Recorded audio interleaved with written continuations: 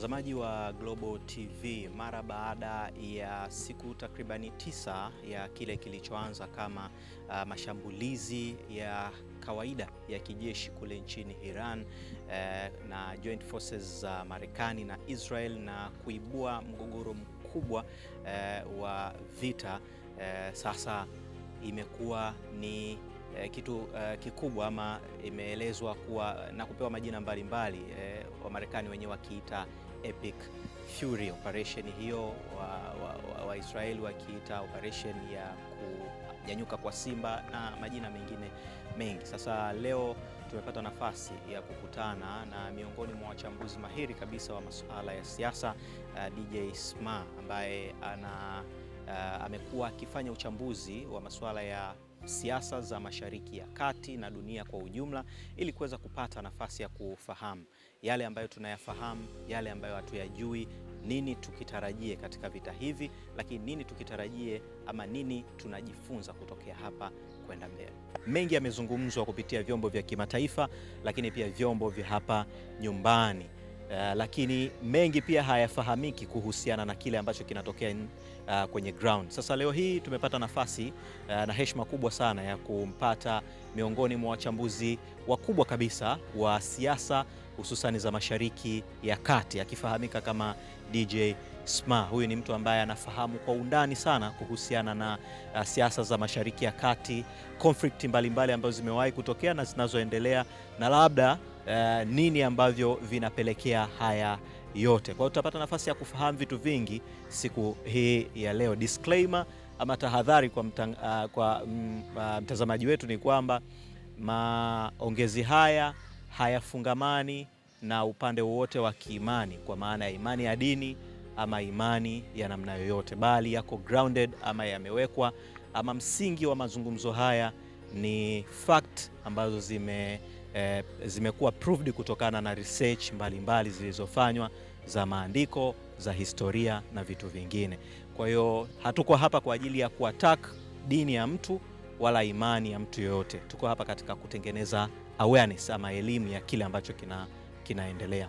Mimi ni Joel Thomas, nyuma ya kamera yupo Zakaria ambaye anahakikisha unapata picha nzuri kabisa hapo. DJ Sma, umekuwa ni wakati muhimu sana na heshima kwetu kupata nafasi ya kukutana na wewe siku ya leo. Moja kwa moja, nini changamoto ya siasa za Mashariki ya Kati? Political instability imekuwa miaka nenda miaka rudi. Chanzo cha yote haya ni nini? Kwanza tuanze kwa kumshukuru Mwenyezi Mungu, alafu pia nikushukuru wewe pamoja na timu nzima ya Global na watazamaji na wasikilizaji. Hiyo ya kwanza. Ya pili, mimi wanajichukulia ni mwanafunzi wa elimu na sio mjuzi wa kila kitu. Mungu amenijalia elimu alionijalia na ni mpenzi wa elimu, ni mpenzi wa kujifunza. Kwa hiyo kwanza ieleweke. Na kama ulivyosema, disclaimer ni ya muhimu sana.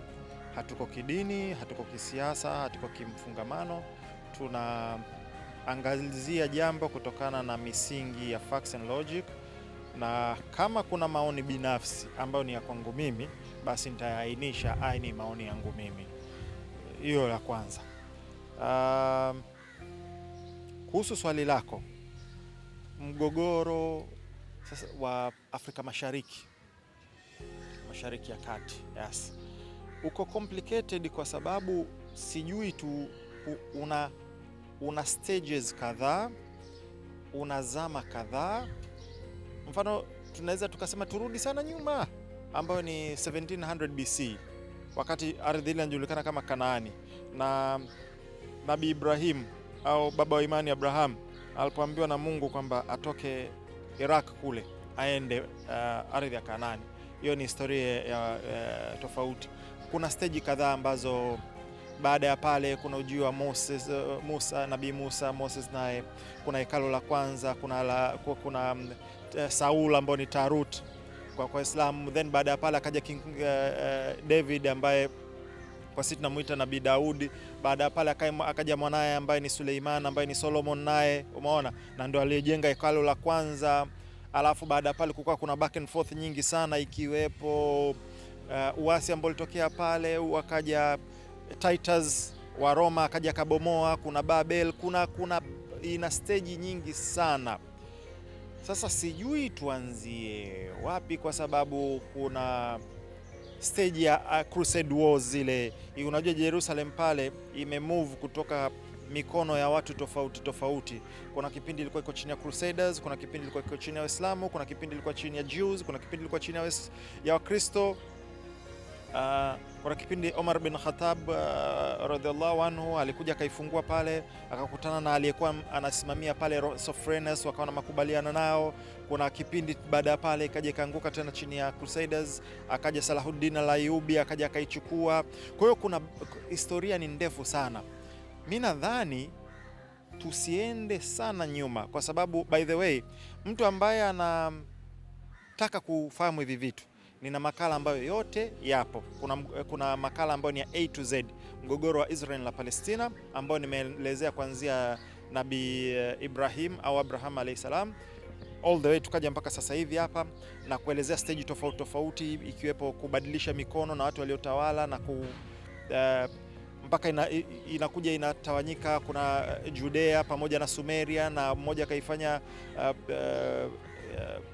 kila moja ikawa na mji mkuu wake, mpaka kutawanyika makabila 12 ya wana wa Israeli. Yote nimeelezea mule ndani. Kwa hiyo mtu ambaye atataka details hizo anaweza akaipata kwenye YouTube channel yangu ya DJ Smart 255.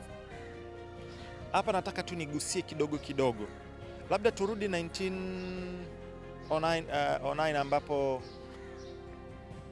inaaminika Arthur Balfour ambaye ndo alikuwa waziri katika serikali ya Uingereza, ndo kuna barua yake maarufu sana ambayo inaitwa The Balfour Declaration kwenda kwa Rothschild, ambao ndo watu ambao wanafuatilia hivi vitu ndo walezi wa harakati ya Zionism, ambaye akamwambia kwamba wameamua kuwapa ile eneo la pale, na hapo pia inabidi urudi. Okay, hiyo ni 19 ni baada ya World War I. Yes, ambao World War I kipindi kile kilikuwa ni vita kati ya Ottoman Empire, kulikuwa kuna German, upande wa pili kulikuwa kuna British or the Brits, the UK pamoja na Ufaransa ambao walihusika kwenye World War I. Mwisho wa siku, long story short, wakaja wakashinda na Ottoman ika collapse na Ujerumani ikashindwa, wakagawana. Baada kuna kitu kinaitwa Sykes-Picot Agreement, ambayo ni makubaliano kati ya Ufaransa na Uingereza, na ili uelewe hiyo inabidi nikurudishe nyuma kidogo. Ili waweze kuiangusha Ottoman Empire, Waingereza ilibidi waende wakahadai nchi za Waislamu za Kiarabu ambazo zilikuwa ziko chini ya Ottoman Empire. Wakawaambia, mkigeuka Ottoman Empire, tukishinda tutakupeni nyinyi mjitawale wenyewe. Kumbe kulikuwa kuna Sykes-Picot Agreement ambayo ni asiri iko nyuma, kwamba Uingereza na Ufaransa walikubaliana kwamba tukifanikiwa hili sisi ndo tutaigawa. Kwa hiyo unayoiona Middle East iligawanywa na Ufaransa na Uingereza, Iraq, Bahrain, Kuwait, Saudi Arabia na hizo zote. Maka na Madina kulikuwa kuna kiongozi mmoja anaitwa Sharif Hussein, ambaye ndo baada ya kuambiwa aliyoambiwa akakubali kwenda ku revolt against it, alafu akaja wakamgeuka, ndo akamtoa akampeleka Jordan. Actually kiongozi ambaye yuko Jordan sasa hivi ni descendant, ni katika uzao wa kwake yeye. Kwa hiyo wakaigawa, lakini wakaibakiza Palestina, ambayo waliita the British Mandate of Palestine. Wakaibakiza wao kwa sababu moja ya mbinu ambazo walitakiwa wazitumie ni kwa sababu ni kuwatumia Jews katika kufanikisha hivi vita, kwa sababu Jews walikuwa wamesambaratika sehemu nyingi, walikuwa wameingiliana na culture nyingi sana za Uarabuni na Ulaya na kwengineko. Kwa hiyo walikuwa ni source nzuri sana ya intelligentsia, yes, na pia kufanya sabotage na vitu kama hivyo. So lakini makubaliano yalikuwa kwamba mkifanikiwa mtupe nchi yetu. So nikitoka hapo nitaruka, itabidi nije the first Zion Congress. Inabidi watu wamfahamu mtu kama Theodor Herzl, ambaye ndo wa kwanza alikusanya. Yeye alikuwa ni Switzerland, alikuwa ni Zionist, alikuwa ni atheist, ni mtu ambaye amini nani, lakini mjini Basel alikusanya Wazionisti na Wayahudi wakakutana pale kwa sababu ya kutengeneza taifa lao, na pia ndani yake kulikuwa kuna mpasuko kwa sababu Zionism ni harakati ya kisiasa, sio ya kidini, na ukikutana na Wayahudi ambao wanaifuatilia Torati vizuri, makubaliano yao ni kwamba wasirudi pale, umeona, mpaka atakapokuja masihi wao Mashiach. Kwa hiyo ambao wana msimamo wa kidini wakampinga, ambao walikuwa na msimamo wa kisiasa wakakubali. Long story short, wakakubaliana, na pale ndo ikazalishwa rasmi kimfumo Zionism, na hata katika barua yake baada ile nani akasema leo ndo nimetengeneza, ndo imezaliwa rasmi taifa la Jewish state, na ana kitabu chake kimoja kinaitwa kinaitwaje kile kitabu, jina ngoja, mimi napenda jina limenitoka, kina kitabu kile kinaitwa, kwa sababu alikiandika kwa lugha nani, kwa lugha ya Judestat, ambayo maana yake ni the state of Israel, umeona. And baada ya hapo kukawa kuna harakati zingine nyingi ambazo zimefanyika pale Palestina, imeenda hivi. Sasa kwa hiyo ukishaelewa hiyo, utaelewa sasa, pamoja na kugawagawa haya maeneo, mengine yakawa bado yako chini ya Ufaransa, mengine yakawa yako chini ya Uingereza. Sasa tunakuja kwenye mgogoro wetu, naruka vitu vingi kwa sababu la sivyo tunaweza tukakaa mpaka jioni hapa. Twende 1953 ambapo kulikuwa kuna Waingereza walikuwa na kitu ambacho kinajulikana kama Anglo-Iranian oil, ambapo ilikuwa ni Waingereza wanachukua mafuta ambayo yako Iran. Mmoja wa viongozi wa Iran akamwambia, jamani, kwa sababu walikuwa wanapata less than 20%, nadhani 8% au 18% around idadi hiyo, wakamwambia, jamani, hebu tukaeni basi tujadilini jinsi gani mgao uwe fair zaidi ya hapa. Waingereza wakakataa, ndo akaja Mohamed Mossadegh ambaye alishinda kisheria. Baada ya kushinda sasa akanationalize, akataifisha mafuta ya pale, na hiyo ilikuwa of course baada ya World War II. Baada ya World War II power structure ili shift, kwa sababu Mwingereza, Mfaransa na wengineo walikuwa ni Ulaya, ambapo ndo ilikuwa theater of war. Mapigano makubwa sana yalifanyika pale na waliumizana wenyewe sana na wakaathirika sana, lakini mtu ambaye aliibuka kama victor alikuwa ni Marekani, kwa sababu hakupigania katika ardhi yake, yeye alikuja kusupport, na nchini kwake alikuwa bado yuko vizuri, industry zake ziko vizuri, kwa hiyo ana uwezo wa kudictate. Kwa hiyo ndo hapo ikazaliwa Bretton Woods Agreement ambayo ilizaliwa mambo ya pesa na vitu kama hivyo, financial system na kila kitu. Kwa hiyo Marekani ndo akaibuka kama taifa lenye nguvu. Kwa hiyo Uingereza ikabidi wamfuate Marekani, bane, kuna huyu bwana huyu hapa katupindua, tunataka haya mafuta.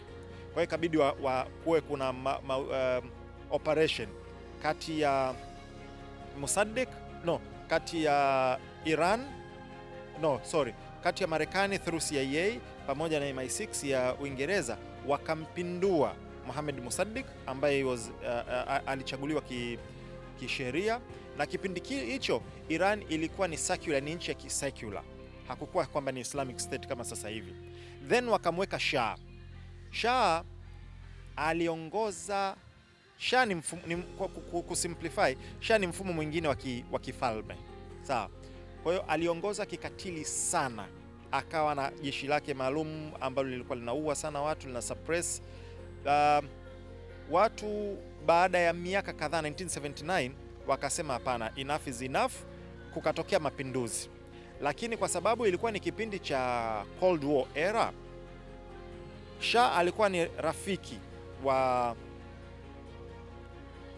Marekani, Uingereza na block ya NATO. Nani Iran kipindi kile waliokuwa wanapambana na hizi harakati, wakawasiliana na watu wa Soviet ili iwasaidie, na Soviet ilikuwa imegain influence sana kwa sababu ya kupata uhuru wao. Hichi ndo kitu ambacho watu wengi hawajui kwa sababu hawafuatilia, wasomi. Ikaonekana kwamba kabisa Iran yani Shah walishagundua kwamba anaenda kuanguka, revolution, mageuzi yanakuja, ila inabidi wachague kati ya mawili. Mageuzi yatokee, Iran iwe ni pro Soviet, igeuka kuwa ni upande wa huko, au wafanye chochote kinachowezekana kuizuia.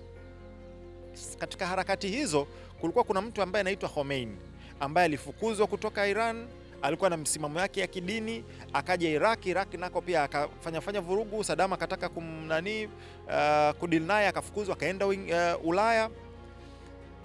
Kuna kipindi, story yake ni ndefu, alifungwa na vitu kama hivyo. Marekani wakamwambia Saddam ampeleke Khomeini mpaka kwenye mpaka, alafu waingie.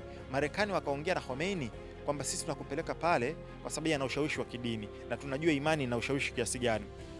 Tunakusupport ili wewe ndio ukafanya mapinduzi uichukue nchi, ili tu kuzuia mapinduzi yale ambao wako kwenye mrengo wa Kisoviet wasiichukue, kwa sababu Irani ni sehemu ambayo ni strategic. Watu wanaongelea mafuta sawa, lakini Irani iko sehemu ambayo ni very strategic geographically. Umeona vitu kama Strait of Hormuz na connection yake na east west na mipaka ya mataifa mengine. Kwa hiyo ikawa wamempeleka Khomeini pale. Khomeini akafanikiwa, akapindua, ikawa chini yake na akaipindua kiimani, ndio ikageuka sasa the Islamic Republic of Iran. Umeona, ambao wao wana mrengo wa Kishia, sawa, with support ya West. Marekani ndio waliomuingiza Khomeini. Baada ya kuingia pale, akawageuka, akasema mimi siwezi kushirikiana na nyinyi. Umeona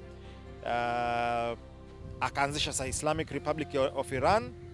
Baada ya hapo, ambao wanafuatilia historia watakuja kugundua kulikuwa kuna the embassy crisis, wakateka embassy ya Marekani pale. Ni kitu ambacho kilikaa muda mrefu sana, zaidi ya mwaka mzima, na hiyo ni story nyingine tena pale. Kwa hiyo kuanzia mapinduzi yao 1979 mpaka sasa hivi kuna bifu kubwa sana kati ya Marekani, Magharibi na Iran. Na watu wasichokijua, Iran kwa kipindi hicho ilikuwa ni ya umuhimu sana kushinda hata Israeli.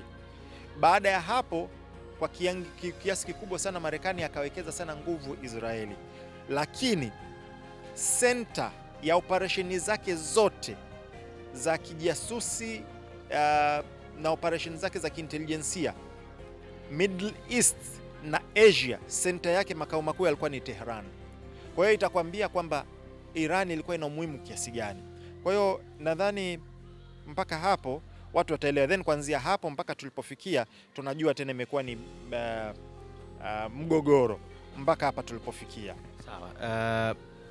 Center ya espionage ya Marekani imekuwepo Tehran, na of course kabla ya mapinduzi, na zimetengenezwa documentary nyingi sana kuizungumzia hii. Hata movie nyingi za Hollywood zinaeleza juu ya umuhimu wa Tehran na mazingira kama hayo. Umehitaja hapo Israeli kuwa kama plan B ya Marekani kwenye masuala ya espionage ama masuala ya kukusanya taarifa na udukuzi na vitu vingine na uwekezaji wa kiteknolojia eneo hili la Middle East. Kutoka kwenye ile barua iliyopelekwa ya kuanzisha movement ya Zionism, Balfour Declaration, mpaka sasa role gani imekuwa played by wa Zionist Society ama watu wa jumuiya ya Kiyahudi ambao wapo katika eneo hili, katika hii instability ya eneo hili? Kwa sababu gani Israeli leo ana shout mashambulizi na Iran, lakini siku chache zilizopita ilikuwa ni Palestina, amepigana na watu wa Hezbollah na maeneo mengine. Tuna historia ya vita ya siku tatu against Islamic State na nini. Role played by hawa Wayahudi katika eneo hili, role yao ni ipi na Marekani anaitumiaje? Sasa hapo pia inabidi watu waelewe kitu kimoja. Leo hii watu wengi wa Tanzania, wengi wakisikia Yahudi wanajua ni kitu kimoja kwa pamoja. Kuna tofauti kati ya Banu Israeli, wana wa Israeli, ambao ndio yale makabila 12 ya Yakobo yale. Alafu kuna Jewish people. Jewish people ni watu ambao sio katika yale makabila 12, lakini wameingia kwenye imani hiyo. Wale Banu Israeli au wana wa Israeli ni Jews, lakini vile vile wana damu, wana unasaba na Yakobo, ndio yale makabila. Lakini kuna ambao wameingia kwenye hii imani lakini hawana unasaba na hile. Alafu kuna Zionists. Wazayuni ni harakati kabisa ya kisiasa, sio ya kiimani, sio ya kidini. Na wale ambao wanafuatilia especially wana Fuse, hivi vitu watakuwa sio vigeni, kwa sababu nishawahi kuwekea ushahidi wa kutosha upo. Wakiingia kwenye makala kama A2Z watakuta kuna Wayahudi ambao Wayahudi wako kama 12 na Wayahudi hawakubali kabisa anachokifanya Mzayuni, na wanasema ni kinyume na imani yetu, ni kinyume na mafundisho yetu. Na kwenye Uyahudi pia kuna watu ambao wanafata Torah ambayo ndio ya Nabii Musa, sawa. Kuna ambao wanafata Talmud ambayo ni maandiko ya marabai. Rabai ndio kama wachungaji wao, mapadri wao, mashehe wao, wamekusanya wakatengeneza. Talmud haijashuka kutoka kwa Mungu. Torati imeshuka kutoka kwa Mungu. Injili au Biblia imeshuka kutoka kwa Mungu. Qur'ani imeshuka kutoka kwa Mungu. Na nikisema hivi naongelea the pure version, acha ambayo imekuja kuwa corrupted. Kwa hiyo ndani yao ya Wayahudi kuna faction tofauti mule ndani, na wengi sana wako active Amerika, unawakuta kabisa wana support Palestina, wamevaa kefini zile na vitu kama hivyo. Kwa hiyo ni kitu ambacho pia muhimu watu waweze kutofautisha. Shida zote hizi zinaletwa na Mzayuni. Nikikwambia kwamba inabidi nikurudishe nyuma kidogo ili watu waelewe. Mpaka kufikia mwaka 1900s huko, mpaka unakuja mpaka 1948 na vitu kama hivyo, kulikuwa kuna Waislamu, kuna Wakristo na Wayahudi wana coexist. Nikisema wana coexist, walikuwa wanaishi kwa pamoja katika ile ardhi na wanashirikiana na wanafanya biashara, na mmoja anampa mtoto mwenzie amlelee au amnyonyeshe. Walikuwa wanaishi vizuri kabisa. Sasa hivi imekuja hii kwa sababu ya fitna ya Zionism, ambayo ni fitna ya siasa, lakini pia nyuma yake ukitoka hivi vitu vina layers. Ukitoka kwenye layer hiyo kuna layer ya kiimani ambayo wao ni wafuasi wa Lucifer. Kwa hiyo pia kuna layer hiyo ambayo ndani nitakuja tutakuelewesha. Sasa kingine, wakati Uingereza nao wana mikakati yao, wakati Ufaransa wana mikakati yao, wakati Marekani wana mikakati yao, na Wazayuni nao wana mikakati yao. Umeelewa? Kwa hiyo wakati kinachoendelea Iran nini, Wayahudi wana mkakati yao ambao mojawapo inasema kwamba anatakiwa Mashiach, wao wanamuita Mashiach, ambao sisi tunamuita Masihi, arudi. Kwa Waislamu na Kristo wote hatuna tofauti, tunamsubiri Nabii Isa au Yoshua ambao ndio jina lake halisia. Wengi wanamfahamu kwa Yesu, tunamsubiri ujio wake.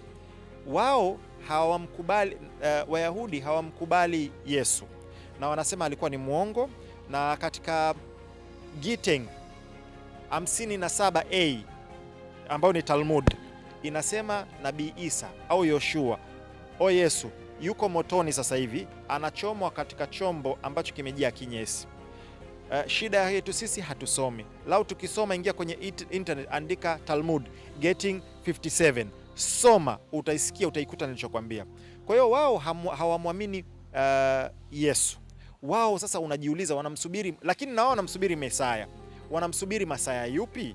Ndo hapo sasa, hiyo sasa inabidi tuingie tena kwenye field nyingine. Wao Masia wao au Mesaya wao au Masihi wao ni tofauti na Masihi wa Yesu wa Waislamu na Wakristo.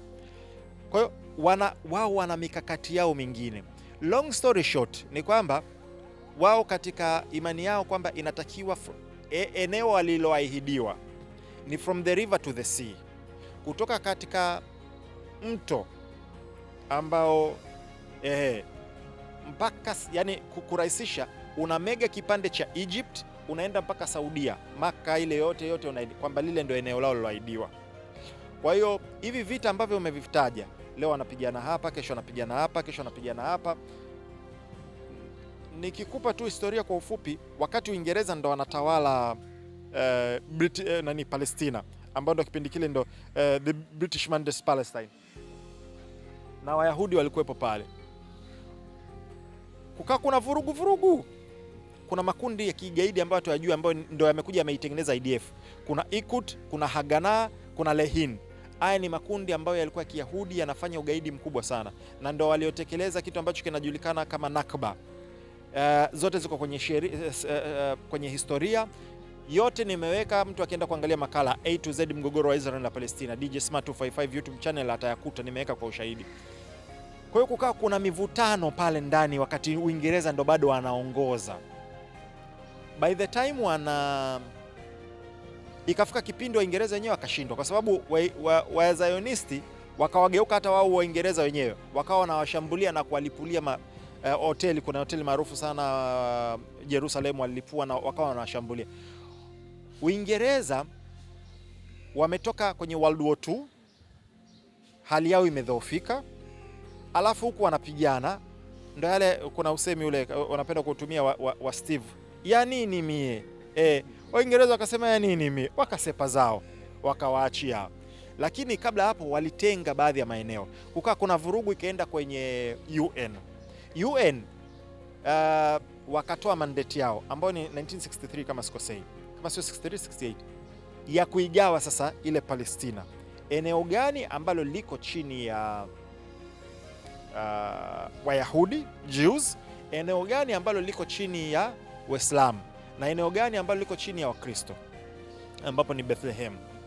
Kwa hiyo kuna eneo ambalo limetengwa na Umoja wa Mataifa, lakini haikuizuia mpaka leo hii Zionist Israel kuendelea kutafuna maeneo. Kwa hiyo yes, kwa hiyo na wanafanyaje? Through vita, wanapigana, wanachukua, wanapigana, wanachukua. Na moja ya vitu ambavyo walijitahidi ni kuhakikisha majirani yao wote hawana nguvu ya kijeshi, umeona kwa kuwa control, kwa kuweka infiltrators mule ndani na vitu kama hivyo. Kwa hiyo wameweza kadri ya vita vinavyotokea, Yom Kippur War, kuna 1968 war, 1970 ngapi war, zile vyote ilikuwa kila nani wanamega and wameendelea kumega mpaka sasa hivi. Tumeona walichokifanya, wamechukua Syria baada ya kuondoka kwa Assad kule, Golan Heights wameimeza kabisa, na kuna maeneo mengine wameyachukua kabisa, na mpaka leo hii tunavyoongea UN inatambua kwamba Golan Heights ni mali ya Syria. Lakini hapo ndo unaona double standard, na mimi nasikitika sana nikimwona Mwafrika kunapokuwa kuna matatizo anakimbilia UN, wakati UN wana double standard, umeona, au ICC, wakati ICC wenyewe nimeweka kabisa makala Khan yule ambaye ndio mkuu wa ICC anasema kabisa, nimepewa maelekezo na barua kutoka Marekani kusema ICC imetengenezwa kwa sababu ya third world country wa Afrika and thugs like Putin. Lakini sisi bado tunapoenda kuwakimbilia wale, inaonyesha bado pia inabidi tuwe decolonized, tuzindue fikra zetu. Kwa hiyo mwisho wa siku ndio hivyo, Israeli alivyokuwa anaendelea kutafuna maeneo, na ili aendelee kutafuna inabidi kuwe kuna migogoro, ndio maana haishi migogoro. Na anyway, hata hichi kinachoendelea Lebanon sasa hivi pia ni moja ya process hiyo. Huenda ukauliza huko mbele nikajumlisha, sijui kama katika swali lako ndio nimekujibu vizuri, maana hivi vitu pia kuvielewa inabidi uende huku rudi, sio black and white kiasi hicho. Mtazamaji wa Global TV, ni muhimu sana kwenda pale kwenye channel ya DJ Smart 255 kupata elimu ya hivi vitu kama ambavyo anasema.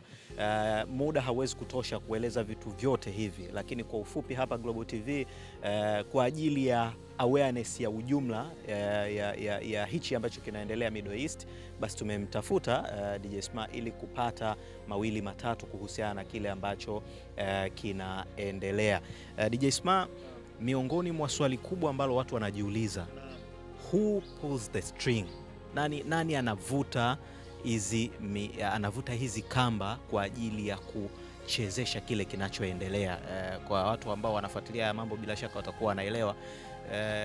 Juzi wakati vita hii inaendelea, aliulizwa Netanyahu swali, nadhani na mwandishi wa CNN, kwamba ni nyinyi mnalaumiwa kwamba mmemdrag Trump kwenye vita ambayo hata yeye mwenyewe hajui anapigana kwa sababu gani, na Netanyahu akatoa kicheko kikubwa tu, lakini akaeleza kwamba hakuna ambaye amemdrag Trump bali ni yale malengo. Kila anapozungumzia swala la Iran anaonekana kuvari kwa maana ya malengo yake. Anabadilika kwa maana ya mara ya kwanza anaweza akakwambia labda kudisarm, mara ya pili kupunguza nguvu za nuclear, mara ya tatu anakuambia ku overthrow government, mara ya nne bwana shusheni silaha tunataka tuweke. Kwa hiyo kunakuwa na vitu vingi. Nani ni mastermind wa hichi chote kinachoendelea na labda kwa nini? Inabidi niwapeleke tena watu kwenye makala mengine, waende kwenye YouTube channel yangu. Kuna makala ambayo nimeandaa kuielezea Talmudi mule ndani. Ni muhimu sana uielezee, kwa sababu katika Talmud, katika imani yao ambayo ndio Benjamin Netanyahu, inaruhusiwa, wao wamegawa makundi mawili. Kuna wao ambao ndio the chosen people, taifa teule, alafu wengine wote wanaitwa Goyim, Gentiles. Kitabu chao, imani yao inawaruhusu kuwadanganya Gentiles. Ndio maana unaweza kukuta Netanyahu akadanganya black and white, kwa sababu imani yao inawaruhusu, bali imani yao inawaruhusu kuwahadaa Gentiles, mtu asiyekuwa nani kwenye imani yao hiyo. Nimesema hivi vitu vina layers, na muhimu sana kuongea na watu kutokana na uwezo wao wakiuelewa. Kuna levels ambazo nikiwapeleka nadhani nitawavuruga sana, kwamba unaona hata hao Wazionisti wanachokifanya, wao wenyewe pia wanachezewa bila kujua kama wanatumika. Sasa hapo kitaka kujua, inabidi nikupeleke kwenye barua ya Albert Pike ambayo ni 33 degree Freemason, ambayo alituma kwenda kwa Manzini, Giuseppe Manzini katika miaka ya 1970, na akaelezea vita vitatu vikuu vya dunia. Cha kwanza kitatokeaje na itatumika sera gani? Cha pili itatokeaje na itatumika sera gani? Na ya tatu ameelezea na akasema the political Zionist wanatakiwa wapiganishwe na the Islamic Arabic. Kwa hiyo Zionism ya kisiasa inatumika kwenye hizi migogoro dhidi ya Islamic Arab. Kwa hiyo ni dini mbili zinapiganishwa, na wakati huo huo the Europeans ambao asilimia kubwa ni Wakristo, nao watakuwa wana migogoro yao, na ndio tunachoona Europe na vitu kama hivyo. Kwa hiyo watu watapiganishwa wenyewe kwa wenyewe, wachokane. Wakishachoka then sasa huko ndo anakuambia atakuja kuibuka sasa the one true light, ambaye sasa ndo Masihi Dajjal, au ndo masihi wao wanayemsubiri, ambao wengine wanaweza kumuita Lucifer, wengine wakamuita mpinga Kristo na vitu kama hivyo.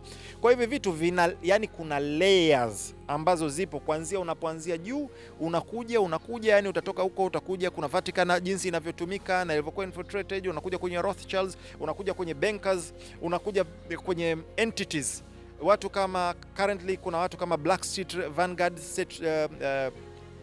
State Street, umeona. Kwa hiyo hivi vitu vina layers zake. Sasa who pulls the strings? Sijui ni twende level gani. Nadhani tutumie level ya chini ambayo watu wengi wanafahamu, ambayo ni level ya AIPAC, ambayo ni Jews ambao ni Wazionisti wameishika Marekani sehemu zote za muhimu na idara zote nyeti wako wao, sawa, ikiwepo Trump ni wa kwao. Juzi ameshasema yeye ni Jews, yeye ni Yahudi. Mshauri wake ambaye ndo ana nguvu kuliko hata yeye anavyoonekana kwa maneno, ambaye ni mkwe wake Jared Kushner, ni Jews na ndo ana run things behind the scene, na wengineo. Alafu Zionism kuna aina tatu, lakini nimeongeza moja ya nne baada ya kukutana na facts ambazo zinazi. Kuna Jewish Zionism ambayo tunaifahamu.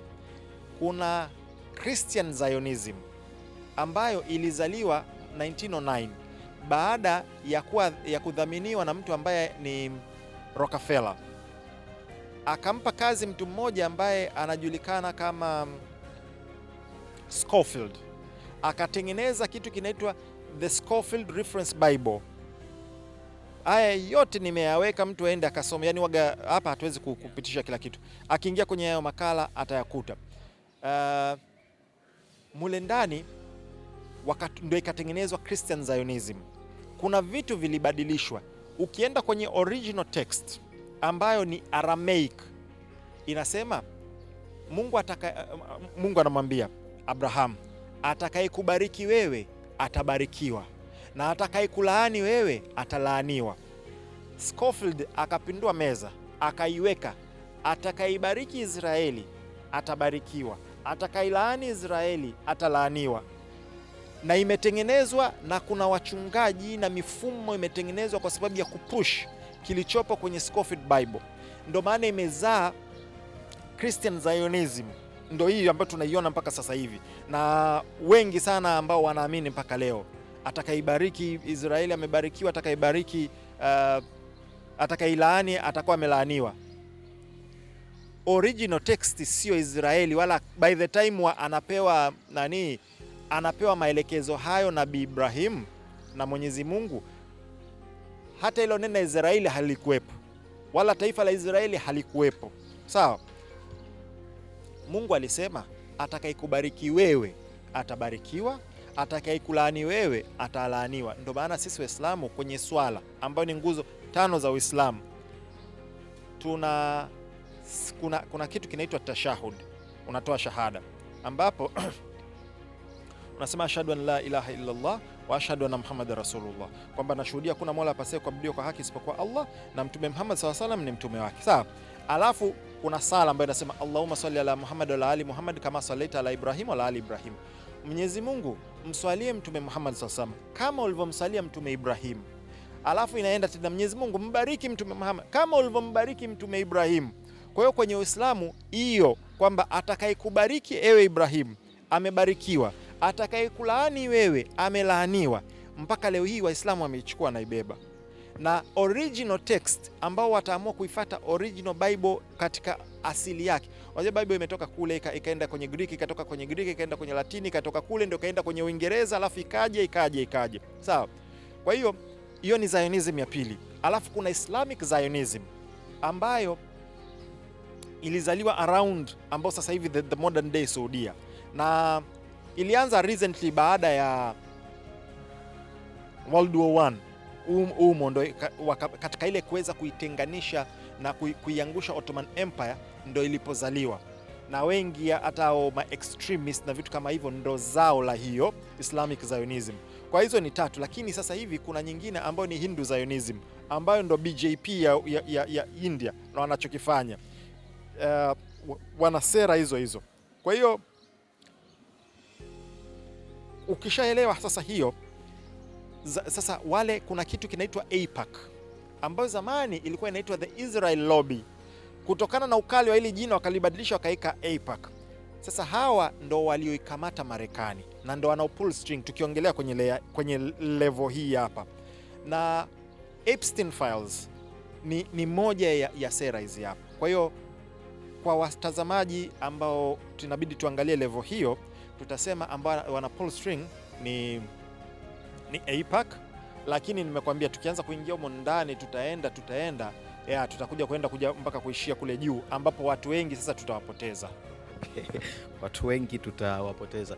DJ Sma, umetaja miongoni mwa vitu muhimu kabisa hapo. Epstein scandals, Epstein files ama mafaili haya ama nyaraka za siri za mawasiliano ya siri ya Epstein. Wengi wanasema miongoni mwa vyanzo vikubwa vya vita hii ni kujaribu kubrainwash watu ama kujaribu kuwatoa watu kwenye kutafakari hizi nyaraka ambazo zimetaja majina makubwa ya watu wenye nyadhifa kubwa za kimamlaka duniani na za kiuchumi, akiwemo rais huyu wa Marekani Donald Trump. Nyaraka ambazo hata utokaji wake imekuwa ni mgumu, zikitoka kwa mafungu na vitu vingine kama hivi. Ni kweli kwamba vita ya Israel Joint Forces na Marekani dhidi ya Iran ni part and parcel ya kujaribu kubrainwash watu, kuwatoa kwenye fikra za Epstein Files na kuwaingiza kwenye hii contradiction, ama ni mipango tu mingine? Hapana. Na hapo tena nitawapeleka kwenye makala. Kuna makala nimetoa tu juzi, nikasema Iran versus Freemason.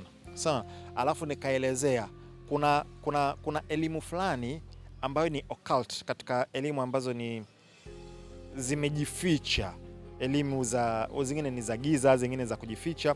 Moja inaitwa geometria au numerology au wengine wanaita talasimu, ni elimu ya numbers na herufi. Kwa hiyo hivi vita vimejaa elimu hiyo na nimezielezea in details. Mtu akiingia kwenye YouTube channel ataikuta. Ukishasikiliza hiyo utaelewa. Mtu yote ambaye anasema kwamba imetengenezwa kwa sababu ya kufuta Epstein files, sio kweli, bali Epstein files ndo zilizotumika kuja kwenye vita hivi. Na challenge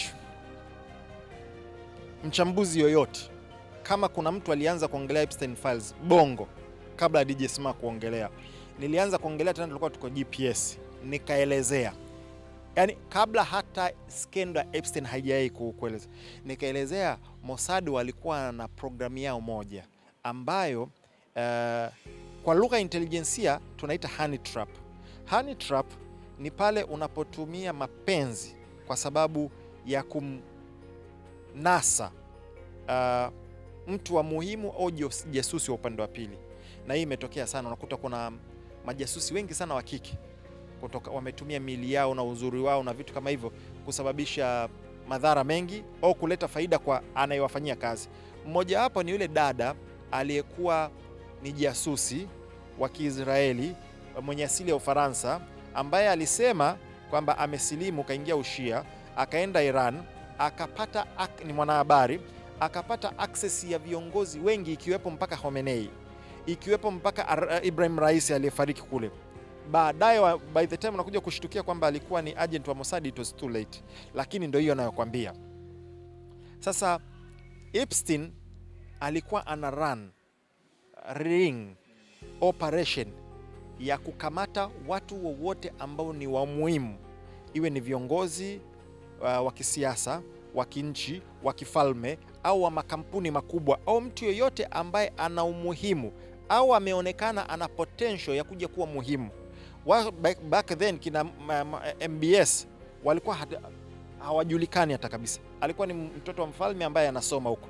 Waliwanasa mapema sana, watengenezea mazingira ambayo utakuwa una blackmail au una siri zao chafu ambazo unaweza ukamblackmail kwamba hizi siri tukizitoa wewe career yako imeisha au reputation yako imeisha. Ndio walirani hiyo kwa muda mrefu sana, na watu wengi sana wa muhimu wako mule ndani. Na hichi ndo kitu ambacho watu waangalie. Sisi tunaenda kwa facts and logic fuse. Wale watu ambao kwa miaka mingi sana tumeaminishwa ni wabaya na hawafai na ni waovu, hawapo kwenye Epstein file. Kim Jong-un hayuko kwenye Epstein files. Khomeini hayuko kwenye Epstein. Khamenei hayupo. Gaddafi hayupo. Putin hayupo. Xi Jinping hayupo, na wengineo ambao sisi tuliaminishwa kwamba ni watu waovu na wabaya. Lakini wale ambao tunaaminishwa ndio watu ambao wana morals, wana misingi, wote wamo mule ndani, kuanzia maraisi, mawaziri, wakubwa wa mashirika haya, wafanya biashara, wote wako mule ndani. Lakini propaganda huwa ina jinsi ya kubrainwash watu, hawaoni kinachoendelea. Kwa hiyo Epstein ilitumika kwa sababu ya kutengeneza honey trap na kutengeneza network ya watu muhimu wawe chini ya udhibiti wa Mossad ya Israeli ili waweze kuwatumia kufanya kazi zao. Na ndio maana sasa hivi Marekani anaingia kwenye vita. Ndio maana Marekani kila mwaka anampa msaada wa dola bilioni 3.8 kila mwaka anaipa Israeli kila mwaka. Achilia mbali hiyo misaada mingine ambayo inaenda hivi. Unajua shule Israeli ni bure, welfare ni bure, makazi ni bure, kila kitu, na zote zinalipiwa na Marekani. Marekani yeye kwake hana healthcare bure, hana malazi ya bure, hana chakula cha bure, lakini yeye kwa Israeli anahakikisha hivi vyote vinapatikana bure, kwa sababu ya hii mfumo ambao wana watu wa muhimu sana mule ndani. Kwa hiyo kwa ufupi, Epstein ndio imetumika kuja kufikia katika hii, na waliotolewa ni watu wadogo wadogo sana. yani waliotajwa pale mapapa, yani yale ma heavyweight hawajatajwa. Cha kwanza ndo wako kwenye wino mweusi. Cha pili, ilitolewa kabla hivi vita kuanza, ili kuambia watu wengine, msipo comply na mpango wetu wa hivi vita, tutatoa siri ambazo ni mbaya zaidi. Umeelewa? Kwa hiyo sio kwamba hivi vita vimetokea kuzima nani, hapana. Epstein Files ndio ilitokea kwa kufanikisha hivi vita. Na swali kubwa ambalo bado liko pia katika mijadala ya wadau wanaofuatilia haya mambo kuhusiana na hapo kwenye Epstein. Epstein amefariki ama Epstein yuko hai? Imekuwa debate kubwa.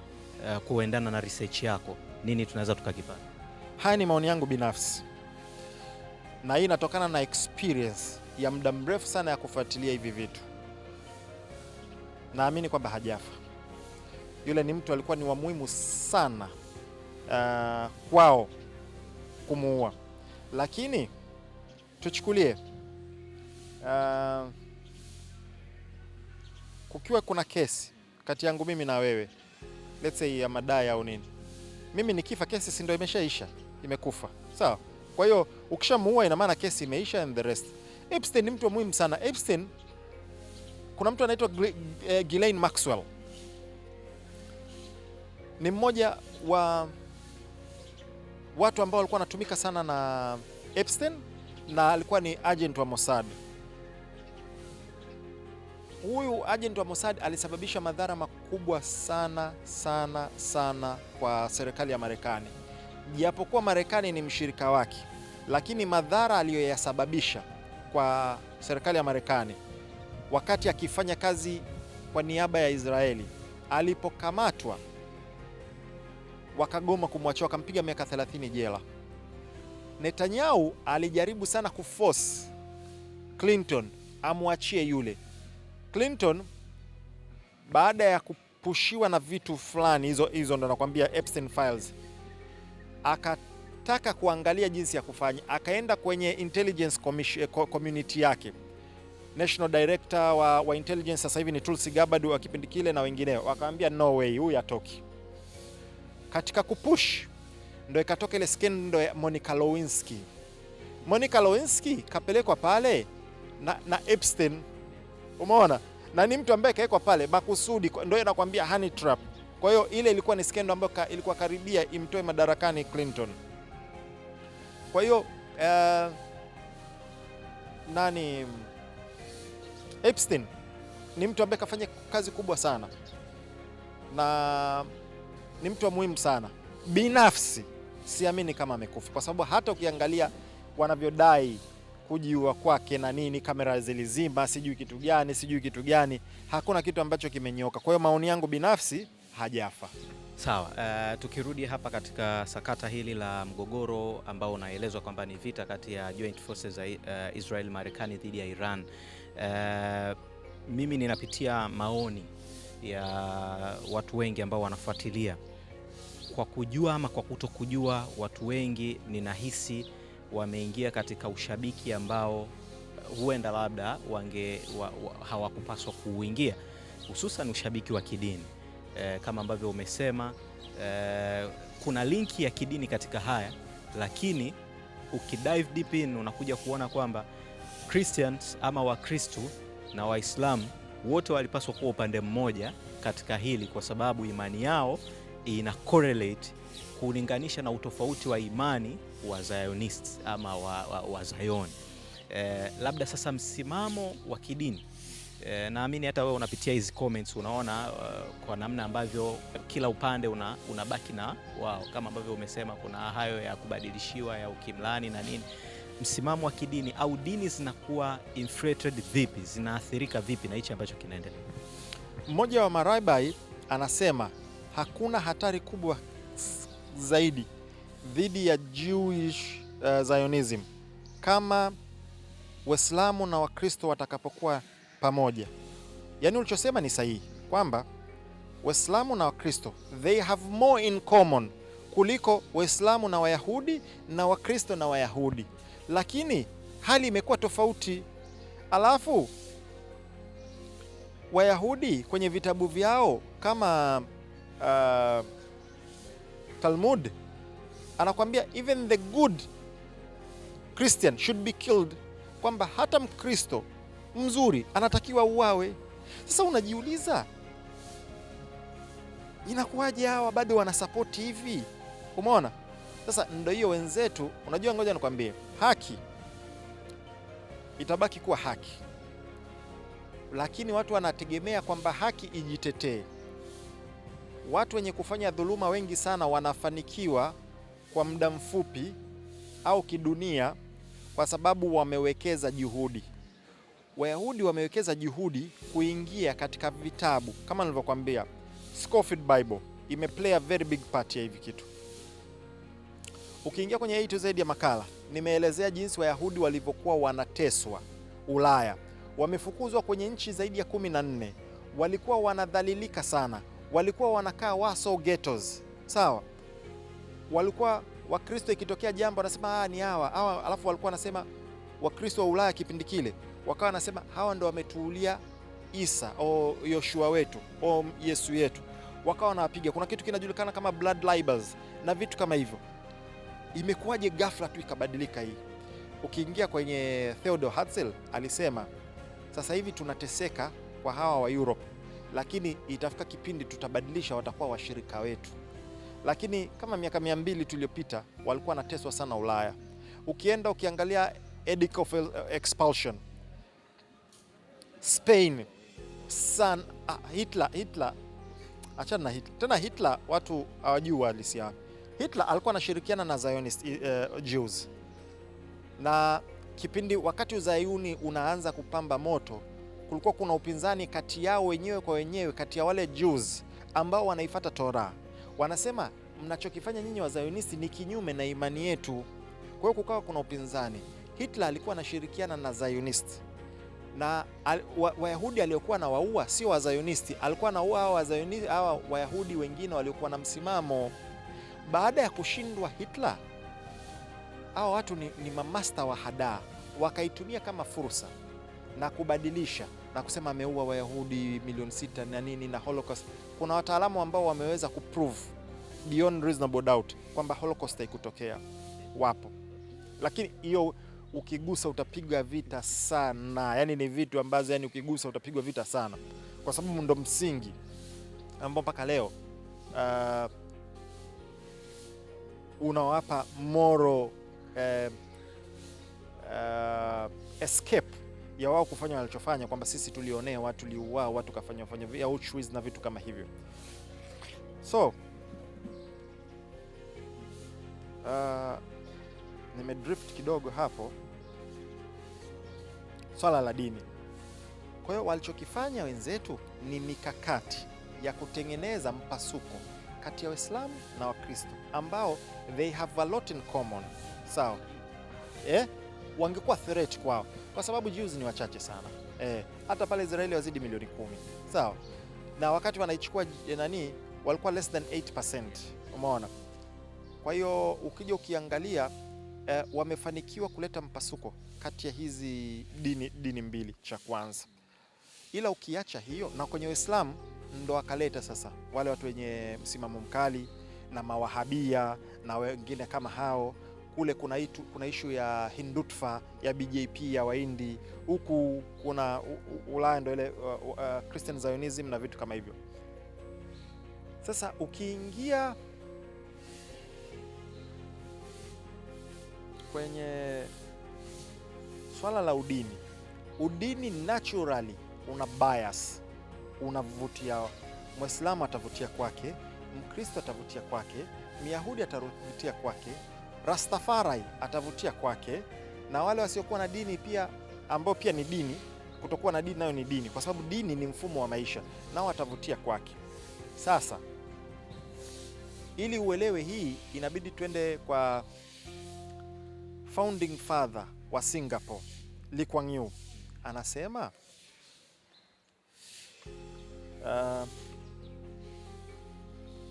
swala la demokrasia na uchaguzi, na mimi mpaka kesho nasema mimi am totally against democracy, kwa sababu democracy ambayo tunayo sisi hapa ni kwamba wengi wapi, ukiwa kuna watumia, mimi na wewe nikisema tupake rangi ya blue nani anaunga mkono blue? Wakitokea 80, mimi nimeshinda. Hata kama wewe ambao unataka nyeupe ndo rangi sahihi, lakini atakayeweza kushawishi wengi kashinda.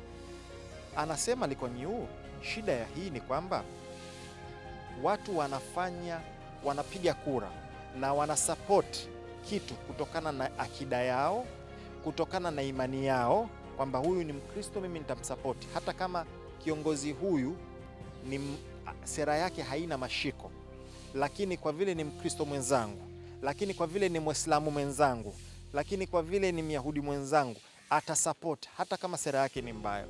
Na huyu upande wa pili, hata kama sera yake ni nzuri na anachosema kina make sense, sitamsupport kwa sababu yuko kinyume na dini yangu au chama changu. Sasa hivi sera nyingi sana na mambo mengi sana yanapitishwa kichama na sio kimaslahi. Vitu vingi sana vinapitishwa kidini na sio kimaslahi. Kwa hiyo ndo maana hata Lee Kuan Yew anasema mimi demokrasia siikubali. Wewe anasema kama kiongozi, achana na demokrasia, wewe fata kile ambacho kilikuwa sahihi, na ndo kile ambacho alikuwa anakifanya Magu. Magu anasema kwa pembeni demokrasia, yeye akawa anafanya kile kitu ambacho kilikuwa sahihi, and that's the right way. Kwa hiyo dini ina bias. Kwa hiyo kwenye hili jambo kila mtu anavutia upande wake, na actually hivi vita vinapiganwa kidini. Viongozi wa jeshi la Marekani, na hii issue iko, ukiingia Al Jazeera, ukiingia CNN, ukiingia New York Times, wameandika viongozi wa jeshi la Marekani wanaambia wanajeshi wa chini pale kwamba Trump is the anointed one, amechaguliwa na Yesu kwa sababu ya hivi vita, ili kuasha Armageddon, ili Yesu arudi. Unajua hapo nyuma nilikwambia kwamba kuna layers. Kuna watu ambao wanawatumia Jews na wanawawezesha wafanikishe jambo lao, Zionisti hao, ili wajenge hekalu lao la tatu, ili mashishi wao warudi. Ikifanikiwa hiyo, ndo Nabii Isa watarudi.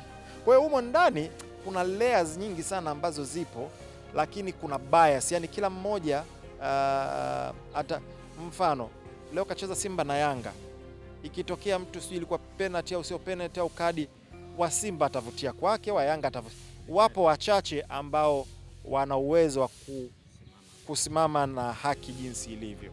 Bwana, hapo umetupa elimu nzuri sana. Sasa hapo hapo tukisalia kwenye biasness, mimi mtazamaji wetu, wewe kaka yetu DJ Sma, toka vita hivi vimeanza kwa takriban siku 9, tumelishwa taarifa nyingi, taarifa ambazo huenda ni kweli, taarifa ambazo huenda si kweli, na watu wengi wanalalamika kwamba taarifa hizi si za kweli, kwa sababu watu ambao wamesimamia hizi media za kimataifa na mchakato mzima wa taarifa hizi kutoka, wana favor upande fulani.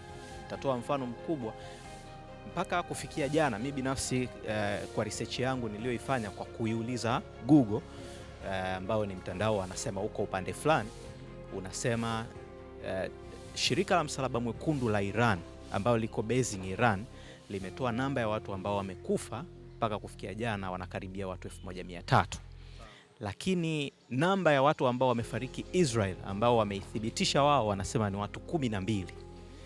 Marekani wametoa namba ya watu 6 ambao wamefariki mpaka kufikia jana, ambao 4 ni taarifa ambazo zilithibitishwa, na wakatoa taarifa za wale makamanda wao 4 ambao walikuwa wanasema ni wale waliokuwa na carry duties za kupeleka silaha, vyakula kwenye kambi kule Kuwait. Mimi natamani utuambie nini hatukijui kuhusiana na vita hii, kwa sababu kile ambacho tunakijua au tumelishwa ni vingi ambavyo huenda si vya kweli. Nini ambacho hatukijui out of your research kuhusiana na vita? Cha kwanza, watu wenye busara alisema hivi, the first casualty of war is the truth. Muhanga wa kwanza vita huwa ni ukweli. Kwa hiyo ukweli waga ndo muhanga wa kwanza. Kwa hiyo kwenye vita hakuna. Cha pili, watu wasichokijua kwamba kwenye department za kijeshi kuna department maalum, idara maalum ya propaganda. Kwa hiyo vita wakati vinapiganwa kwenye medani ya vita, lakini department of ya propaganda inaendelea na yenyewe kupigana kuonesha kama wanashinda, kuonesha wamechukua maeneo, kuonesha vitu kama hivyo. Kwa hiyo ni kitu kingine ambacho pia watu wanatakiwa wajue. Sasa ukishaelewa hiyo, na hivi vita havijatokea bahati mbaya, vilikuwa vimepangwa, utakuja kuelewa kwamba since walivipanga, walishaandaa na propaganda zao. Niliweka, unajua vitu vingi sana Fuse tumeshaviongelea, yani vyote viko pale. Sikio niliweka nika breakdown haya makampuni, nani anaye own CNN, nani anaye own BBC, nani anaona Fox, nani. Ukija ukienda unajoin unakuta kumbe ona ni huyu hapa. Ukija afu ukienda juu unakuta huko kuna Vanguard, kuna State, kuna ukija juu unaenda kukutana na kina Rockefeller na wengineo kule. Kwa hivyo ni vitu ambavyo lazima ujue kwamba wanazitumia media zao kwa sababu ya kuvutia.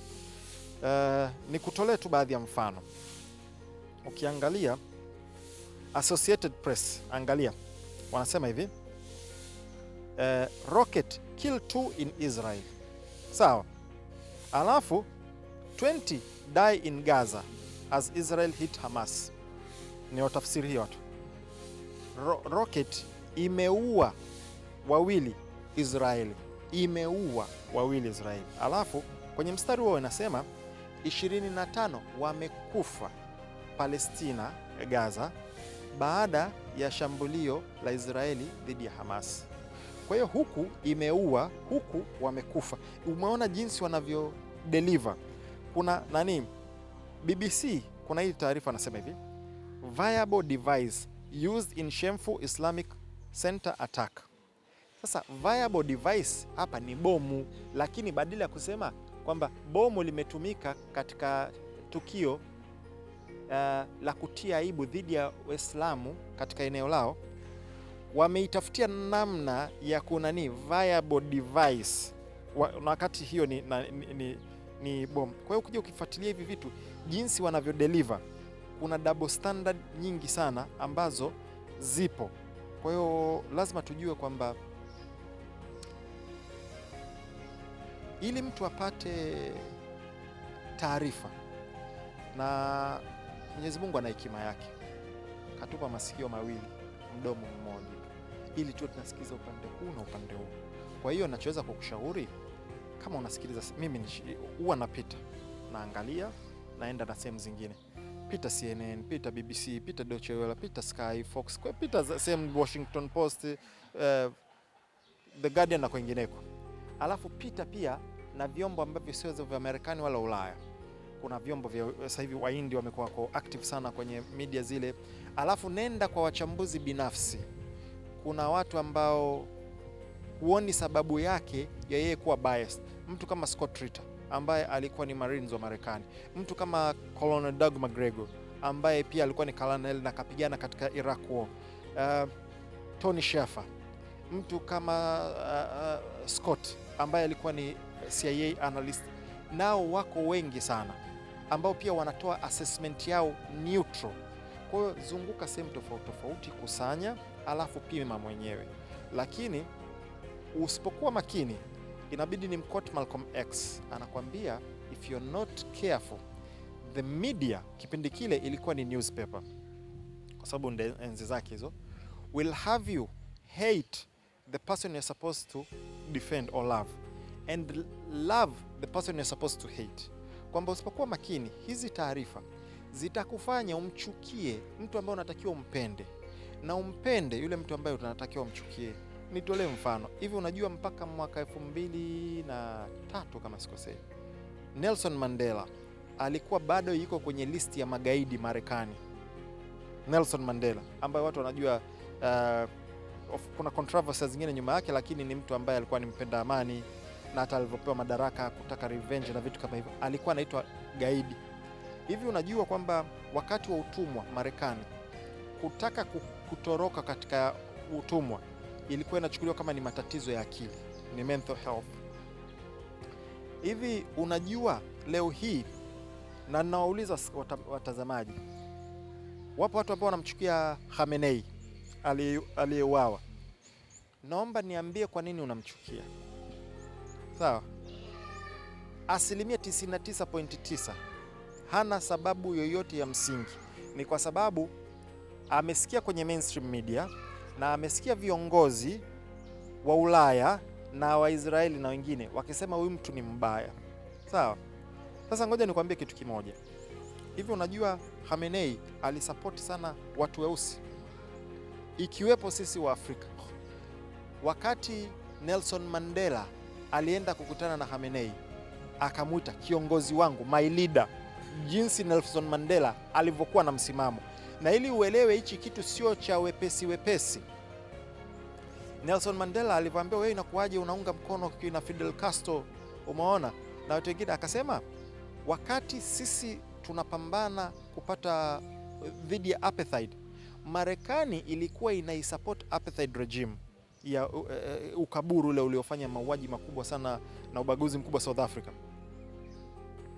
Watu ambao tuliwafuata tukaomba msaada wakatupa msaada bila kupepesa ni wa Cuba, umeona, na Yasser al-Arafat yule aliyekuwa kiongozi wa PLA wa Palestina alikuwa anaisupport Afrika na South Africa, na alisema hakuna uhuru wa Palestina bila uhuru wa South Africa. Lakini usipokuwa makini hizi media zilivyo hivi, unajua kwamba chini ya Khamenei, so unajua zile stamp ambazo tunaekaga, mihuri ambayo tunaekaga kwenye barua ukitaka kutuma, walikuwa na stamp ya Malcolm X ambaye alikuwa mpigania uhuru wa watu weusi Marekani. Hivi unajua Malcolm X alishakutanaga na Khamenei. Hivi unajua kwamba PLO Lumumba alishakutana na Khamenei. Yes, alikuwa anatusupport. Hivi unajua baada ya kuuawa kwa Floyd yule mtu mweusi Marekani, Khamenei aliliongelea ili jambo na alitweet na akaongea. Hivi unajua watu weusi, nilikugusia kwamba baada ya Khomeini kufanya mapinduzi na kuichukua ile siege of US Embassy, ndani ya wiki mbili tu ile siege ilichukua zaidi ya mwaka, waliwaachia watu weusi. Watu wa kwanza kuachiwa Iran ni watu weusi, kwa sababu waliambia nyinyi hamhusiki, yani tunajua nyinyi hamwezi kuwapewa siri za nini wala muhusiki, wakaachiwa huru. Na wamekuwa wanasapoti sana harakati za watu weusi. Lakini leo hii ukimuuliza mtu kwa nini unamchukia Khamenei au nini, hana sababu yoyote ya msingi, ni kwa sababu kajazwa. Ndio hiyo Malcolm X anasema itakupelekea kumchukia mtu ambaye unatakiwa umpende na umpende mtu ambaye unatakiwa kuchukia. Kuna mpasuko ambao unatumika wa kiimani na kiitikadi kati ya Sunni na Shia. Mimi ni Sunni. Sikubaliani na itikadi ya Kishia kwa sababu tuna vitu vya msingi ambavyo tumepishana, lakini nawaheshimu na moja na marafiki kabisa, na watu ambao nashirikiana nao ambao kwanza Wakristo, na ndugu yangu wewe Muislamu Mkristo, wewe Mkristo, si tunashirikiana, tunawasiliana. Baba mwenye nyumba yangu mimi Mkristo, jirani yangu Mkristo, shule, yani issue ya kidini haija, simply because wewe ni Mkristo mimi ni Muislamu haimaanishi sisi ni maadui. Umeona, kila mmoja anaheshimu dini ya mwenzio na tunashirikiana na maisha yanaenda. Mtume sasa alikuwa anashirikiana na Wayahudi, Mtume sasa alikuwa anashirikiana na Masihi, alikuwa anashirikiana na mushrikini pale, sawa, lakini ana msimamo wake. Sasa inatumika Ushia na Usuni kuleta mpasuko kati yake. Watu wasichokijua, Khamenei ametoa fatwa na ipo na imepitishwa na shehe wa Azhar Egypt, ambao ni Azhar ni moja taasisi zinazoheshimika sana za Kiislamu. Akatoa fatwa Khamenei akasema ni marufuku kwa wafuasi wa Shia kumtukana Mtume Muhammad sallallahu alaihi wasallam, kwa sababu moja ya sehemu ambazo kuna mpasuko mkubwa kati ya Mashia na Sunni, moja ya maeneo ni kuna baadhi ya Mashia ambao msimamo wao hawamkubali Mtume Muhammad sallallahu alaihi wasallam. Wapo ambao wanamkubali, kuna baadhi kati yao ambao hawakubali wale mahalifa Abu Bakar na Omar na Uthman, umeona, wao wanamkubali Ali, na kuna mipasuko mondani na Saidina Aisha na vitu vingine. Alitoa fatwa akasema ni marufuku kuwasubu wao, kuwatukana hawa, kuwavunjia heshima hawa kina Abu Bakar na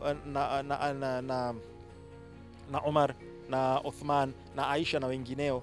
lakini hivyo vitu nani anayejua? Hakuna anayejua. Watu wanakuambia tu Mashia wanatukana na wanapinga vita, na nikisema hivi kuna watu ambao uelewa wao mdogo watakwambia naunga mkono Ushia.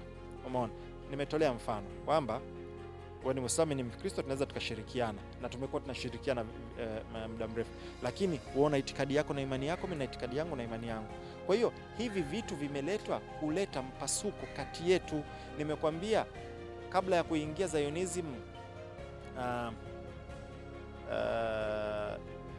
Palestina, Myahudi na Muislamu na Mkristo walikuwa wanashirikiana. Hivi nikikwambia mpaka leo hii tunapoongea, kanisa takatifu zaidi kwa Wakristo ni Holy Sepulchre ambalo liko Jerusalem. Unajua nani mwenye ufunguo ile kanisa? Muislamu. Mpaka leo hii nakwambia. Na kila siku ya Mungu anaenda anafungua, wanafanya ibada yao, wanasafisha, wanaitunza, wakimaliza wanafunga. Kila siku ya Mungu. Unaona jinsi wanavyoshirikiana, sawa? Na aliyeleta hiyo Jerusalem ilikuwa chini ya Waislamu mara mbili. Mara ya kwanza ilikuwa ni Omar bin Khattab alivyoifungua, na akakutana na mtu mmoja ambaye anaitwa Sophronius, wakashirikiana. Baada ya Omar bin Khattab kuingia, Sophronius anauliza, kwa hiyo utaratibu ukoje? Akaambia wale Crusaders wale ambao wenye level ya kisiasa wale waondoke, sawa. Wanaruhusiwa kuchukua baadhi ya vitu vyao ambavyo watakuwa kuchukua. Wengine ambao hawapigana vita wabaki. Akashangaa, ndo hivyo wanasema sisi tushazoea. Crusaders walikuwa wakiingia, wakishinda wao wanaua ule upande wa pinzani, wanavunja manyumba yao na nini, wanateka, wanabaka, wanafanya. Akasema hapana, sisi hatujaja kwa sababu hiyo, hatujaja kuteka, hatujaja kutawala, sawa. Ikafika muda wa swala, Sophronius anakuambia okay, njoo usali katika msikiti wa Omar. Akakataa, akasema njoo swali, japokuwa Waislamu tunaruhusiwa kusali kwenye sinagogi au kanisa, tunaruhusiwa japokuwa ni makruh. Omar bin Khattab akakataa. Yule akajisikia vibaya, akaona kama nimekukaribisha katika sehemu yetu ya ibada takatifu alafu umekataa, yani kama umemdharau yani. Akamwambia hapana, sijakataa kwa kuidharau, nimekataa kwa sababu, nina paraphrase, kwa sababu ninachofia mimi nikiswali katika kanisa lenu hilo, watakaokuja baada yangu watasema kwamba Omar ameswali hapa, kwa hiyo ni mali ya Waislamu, wataiteka ile eneo. Umeona? Wataigeuza kutoka. Akaenda kutafuta sehemu ya wazi akasali, na kweli baada ya pale wakajenga msikiti Waislamu na wakaita Masjid Omar. Kwa hiyo inakuonesha kulikuwa kuna uadilifu kiasi gani na ushirikiano mkubwa kiasi gani. Omar wakati yuko pale akauliza, wakapi, mbona sioni Wayahudi? Akasema Crusaders wale Wakristo wa Crusaders baada ya kuingia waliwafukuza Wayahudi wote na wakapiga marufuku Yahudi yoyote asiingie Jerusalem. Akasema iwezekani. Miongoni mwake yeye kuna Banu Israeli, ndio ninakwambia, ambao ni Waislamu lakini ni katika Bani Israeli, wana wa Israeli. Akaambia nenda kanitafutie familia 70 za Wayahudi uwarudishe hapa, wana haki, wache waje wakae hapa. Alafu akaenda katika ule mabaki ya ule hekalu lile, akaanza kusafisha kwa mkono wake wale kumbuka Omar bin Khattab kipindi hicho ndo kama, yani ili watu waelewe, ndo rais, ndo kiongozi wa juu wa Waislamu dunia nzima, ndo khalifa. Waislamu waliokuwepo pale wakaenda wakaanza kusafisha, akaisafisha vizuri, akaiheshimu, akasema sehemu yenu ya ibada hii hapa. Same thing Salahuddin al-Ayyubi baada ya kuichukua Jerusalem kwa mara ya pili, waliokuwa wamekifukuzwa akawarudisha. Alafu Wayahudi Wakristo kuna madhehebu tofauti, kuna Orthodox, kuna Catholics, kuna Roman, kuna nani nyingi. Sasa wote wakawa wanagombania ule ufunguo, kwa sababu ambaye ameshika ule ufunguo inampa leverage, kama sisi ndo wenye funguo ya msikiti mtakatifu zaidi, kwa hiyo sisi dhehebu letu ndo lina nguvu. Ikawa nani, Salahuddin akaja na solution, akamtafuta mtu ambaye ni neutral Muislamu, akamwambia bana, sikilize, ufunguo tunampa huyu hapa Muislamu, wote wakaridhia, na ndo mpaka leo utaratibu. Kwa hiyo nachosema, Zionism ndo imeleta mtafaruku kati ya Waislamu na Wakristo na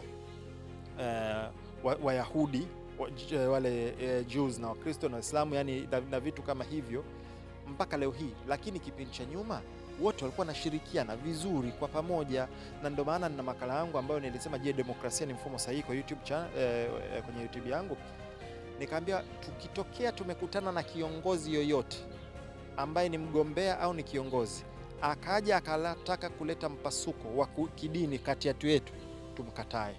Akitokea kiongozi yote wa kidini anataka kuleta mpasuko ya kikabila, tumkatae. Na hivi vitu ndo vitu vilivyochotea hata kilichotukuta hapa kuna watu wameleta Uzanzibari na ubara, kuna watu wameleta udini na tumeona pia imeleta madhara, kuna watu wameleta mpaka ukabila.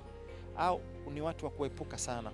Yani sifa ya kiongozi ni kiongozi ambaye anaunganisha watu wanaheshimu mila zao na za wenzao na wanashirikiana pamoja. Ni kitu ambacho kinawezekana, kimewezekana na kinatakiwa kiendelee kutunzwa akitokea kiongozi yoyote. Lakini ndio hicho chasema, kwa bahati mbaya, kutokana na bias ile ambayo tuliongelea, inafunika uwezo wa ubongo wa akili kufanya maamuzi sahihi. Kwa hiyo ni vitu ambavyo tunatakiwa tuwe navyo makini sana. Mwisho kabisa, kwa swala zima la Iran na hii Joint Forces ya Israeli na Marekani, nitakuwa na vitu vingine viwili vitatu hivi ambavyo nitapenda kutupa elimu, lakini kwa hili la vita, labda tutarajie nini kutoka hapa kwenda mbele?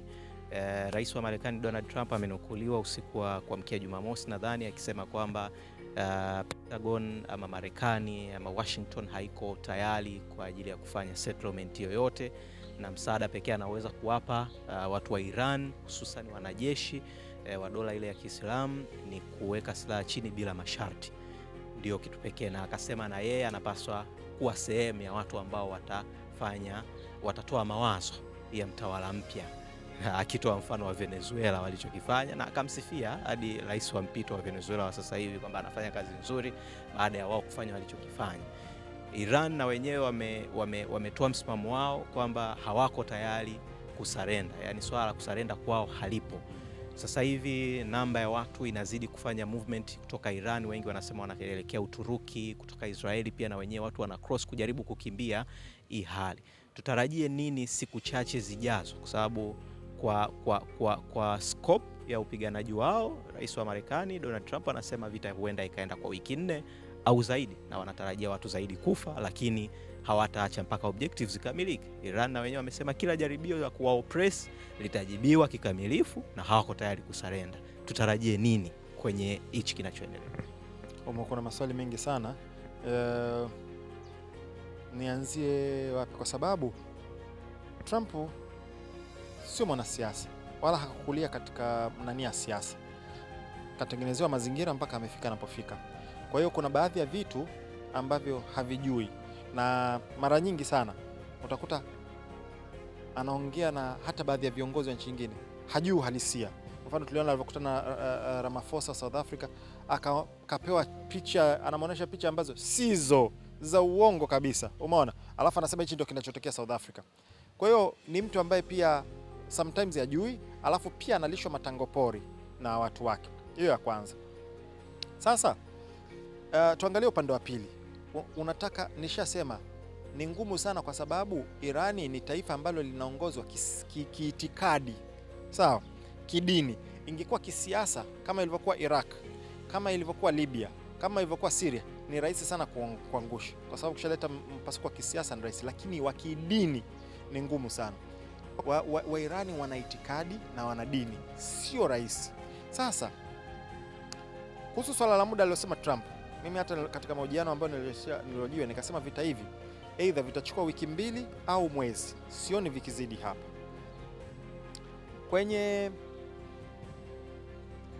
Kuna vitu ambavyo nataka tuviangalie. Unataka wasarenda simply because unawashambulia. Tuiangalie historia kidogo. Steve Jobs anakuambia the only way you can join dots is backwards. Ukitaka kujua tunaenda wapi, inabidi kwanza urudi nyuma. alafu ndo itakupeleka mbele. Sasa turudi nyuma tuiangalie Iran. Irani sasa hivi wako vizuri kijeshi, wana makombora, wana mifumo, wana uongozi, wana maandaki, wako vizuri. Walitoka kupigana vita vya miaka 8 kati ya wao na wa Iraq, na yote ilikuwa ni pia ni kumtoa nani? Khomeini.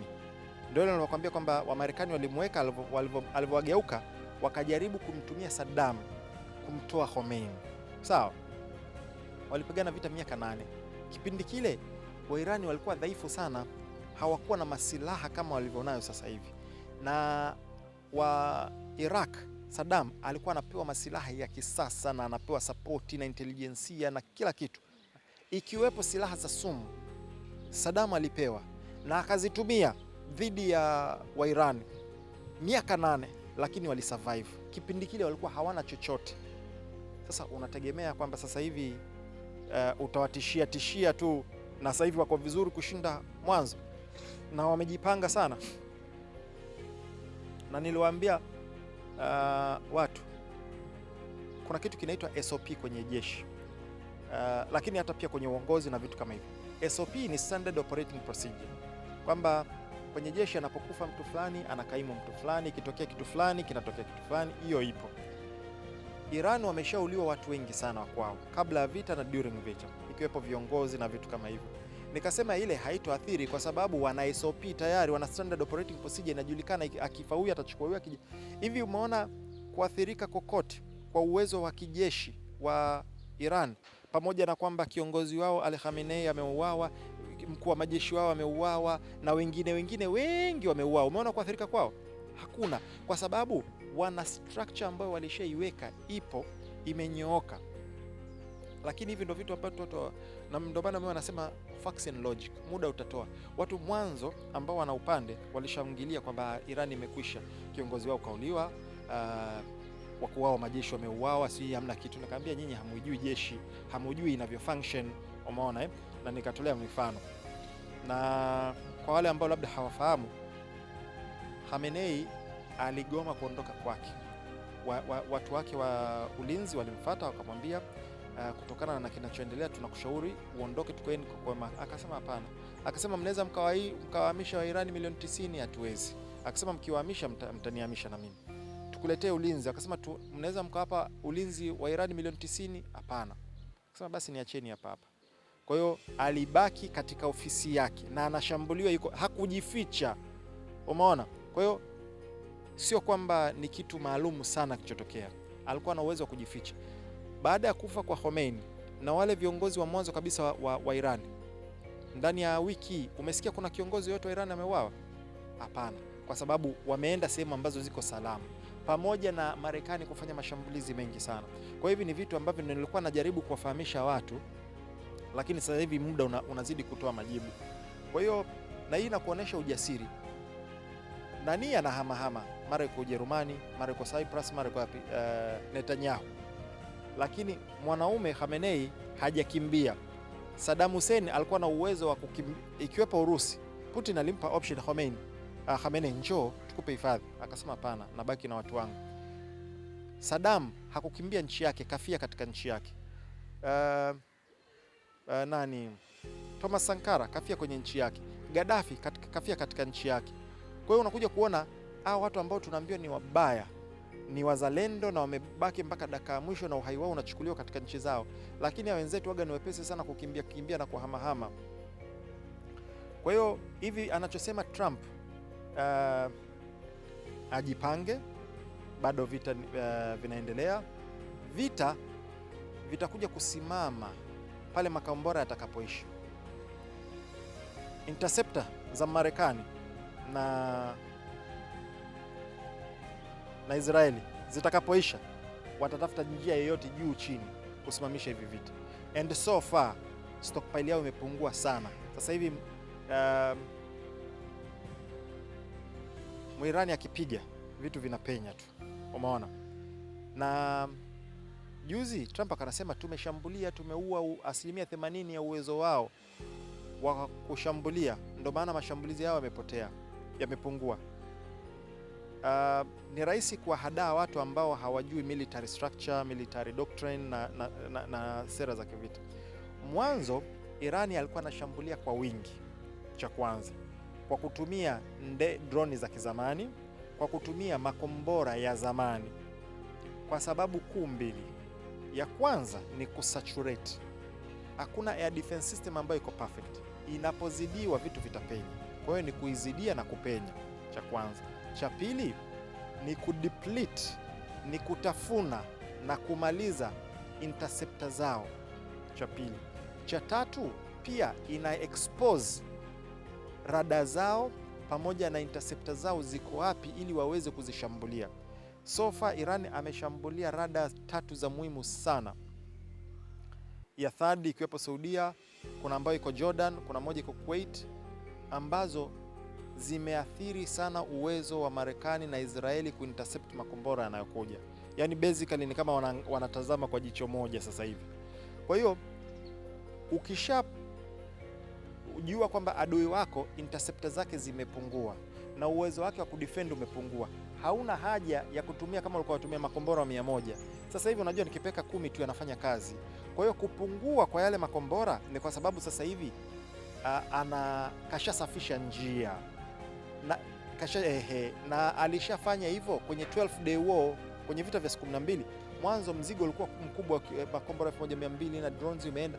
Kadri uwezo wa kujilinda ulivyopungua na makombora yanayorusha kawa napungua, lakini unachotakiwa kuangalia ni impact yake.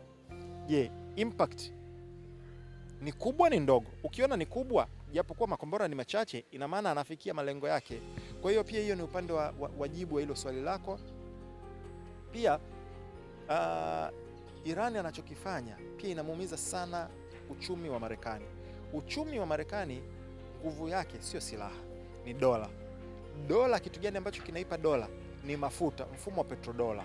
Ili mafuta yauzwe, inabidi yauzwe au nunuliwe kwa dola. Sasa nchi za Ghuba zinapokuwa haziuzi mafuta, ina maana demand ya dola inapungua, ina maana inamwathiri kiuchumi. Hivyo unajua Marekani anapiga hela bila kufanya kazi yoyote, kwa kutumia tu ile dola peke yake, umeona? Na bado ana mambo yake mengine. Kwa hiyo hivyo ni vitu ambavyo natakiwa ufanye. Regime change kama umevyoona kila sana kigeugeu. Mwanzo wakati anaanza anasema tumekuja kwa sababu ya regime change, akawaambia Wairani kwamba hamtopata fursa bora zaidi kama fursa hii. Wairani wamemgomea, wameonyesha, na moja ya makosa makubwa sana aliyofanya ni kumua Khamenei. Na ninadhani kwa mtazamo wangu na ni maoni yangu binafsi, Khamenei amepiga ndege 2 au 3 kwa jiwe moja. Cha kwanza amekufa shahidi, cha kwanza. Cha pili, alijua kwamba nikiuawa mimi italeta umoja wa Wairani. Hiyo ya pili. Ya tatu ni kwamba he went out on his own terms, amekufa kwa matakwa yake kama shahidi, umeona. Hayo mengine atabaki, Mungu ndo anayeamua, kwa sababu sisi kwenye Uislamu tunafundishwa huenda mtu akafanya matendo ya watu wa motoni mpaka ikabakia baina yake yeye na kuingia motoni ni shibri moja. Shibri ni kuanzia hapa mpaka hapa. Akafanya matendo ya watu wema akaingia peponi, na huenda mtu akafanya matendo ya watu wa peponi mpaka ikabakia baina yake yeye na motoni na peponi ni shibri moja tu. Akafanya tendo la katika matendo ya watu wa motoni akaingia motoni. Kwa hiyo sisi hatujui mwisho wake, hali yake iliyokuwaje, hiyo tunamwachia Mungu, ila tunajua kwamba kauawa na nchi ambayo ilikuja kumvamia na vitu kama hivyo. Kwa hiyo upande wa regime change, kuuawa kwa Khamenei na vitu kama hivyo, mimi nadhani imesolidify wa Iran. Sioni regime change. Huenda wakatumia proxies watu kama Wakurdi wale, umeona, ambao siku zote wamekuwa wanatumiwa na Marekani, karibia nchi katika vita vyote wanatumika. Huenda wakaomba msaada. Tumeona Israeli alikuwa ameshambulia, wamekamatwa Kuwait, wamekamata Saudia. UK wenyewe wamethibitisha drone iliyopiga katika kambi yao ya kijeshi ya Cyprus haijatoka Irani, umeona, ni wao wamepiga ili kuziingiza hizi vita na hichi ni kitu ambacho Israeli wamekuwa nakifanya muda mrefu. Kuna vita vilitokea kati ya Arabs na Israeli wakawa wamezidiwa. Mwisraeli akaenda kushambulia meli ya USS Liberty, na washauri watu waende wakafanya research ya Marekani, akaizamisha ili asingizie kwamba ni nchi za Kiarabu ndio zimeishambulia ili Marekani aje. Na ndio same thing Pearl Harbor kilichotokea. It was a false flag ya kuiruhusu Marekani na kuna watu ambao wanaamini hata kilichotokea Kigoma kati ya vita vya Tanzania na Uganda pia kulikuwa kuna false flag fulani. Kuna watu wanaamini hivyo. Kwa hiyo Israeli anajaribu kuzivuta hizi nchi zingine ziingie, umeona eh? Kwa hiyo kuna sasa upande wa uchumi, hivi vita kadri vinavyoendelea vinamwathiri. Nakumbuka Iran amefunga Strait of Hormuz, kwa hiyo mafuta ya piki, which is almost 20 to 30% ya mafuta dunia yanapita pale. Kwa hiyo sio tu inamwathiri ye Marekani, bali na nchi zingine za Ulaya. Mafuta yamepanda almost 50%, sisi huku ni 12%, na bado yanaendelea kupanda na ataendelea kupanda. Kwa hiyo athari yake kidunia ni kubwa sana. Ndio maana naona hivi vita havitoenda, yani nimesema wiki 2 maximum mwezi, sioni vikivuka hapo. Well, unless format ya vita ibadiliki. Umesikia juzi wamesema wataacha kushambulia nchi za Kiarabu, kasoro iwapo kuna shambulio litamkuta Muirani limetoka katika hizi nchi za Kiarabu, watajibu mapigo. Ila wamesema hivi, Muirani ameruhusu meli 3 tu zipite, ya Mchina, Pakistan na Mrusi. Kwa hiyo kama format ya vita vitabadilika, ikiwepo kutumia Wakurdi kuingia huku, ila Waazerbaijan ni watu ambao watatumika kwa umuhimu sana humu ndani, tukaanza kuona insurgency na baadhi ya vita huku chini, Gulf ikaruhusiwa nani, hapo uende vivita vikawa virefu. Lakini iwapo hivi vita kwa mfumo ambao upo sasa hivi haviwezi kutoboa mwezi. Sawa sawa bana, hayo yalikuwa kuhusiana na vita, lakini mimi binafsi kama ambavyo nimesema, ninapenda sana kujifunza vitu vingi na Jesma na vitu vingi, na huwezi kumpata kila wakati. Jesma bwana, mimi na vitu nadhani kama vitatu hivi labda kutupa elimu. Moja ni kuhusiana na artificial intelligence. Ilianza kama teknolojia ama ukuaji wa teknolojia wa kawaida kama ambavyo imeonekana katika vitu vingine kwenye vehicles, motors na vitu vingine. Sasa hivi imeanza kuonekana sasa kama imekuwa ni weapon of warfare, inatumika kwa ajili ya masuala ya vita na vitu vingine kama hivyo na nini na nini. Juzi tu nilikuwa naona miongoni mwa vyombo vya habari kimojawapo kikubwa cha kimataifa kilikuwa kinajaribu kuhusianisha picha za uhalisia za maeneo ya vita na zile zilizotengenezwa, kuonyesha kwamba kumekuwa na mislead nyingi. Natamani tufahamu dhumuni kubwa la artificial intelligence. Lakini baada ya hapo kuna kitu kinazungumzwa na kinaendelea sana kuzungumzwa, na wewe umezungumza sehemu ya vitu hivyo kuendana na research, wanaita New World Order.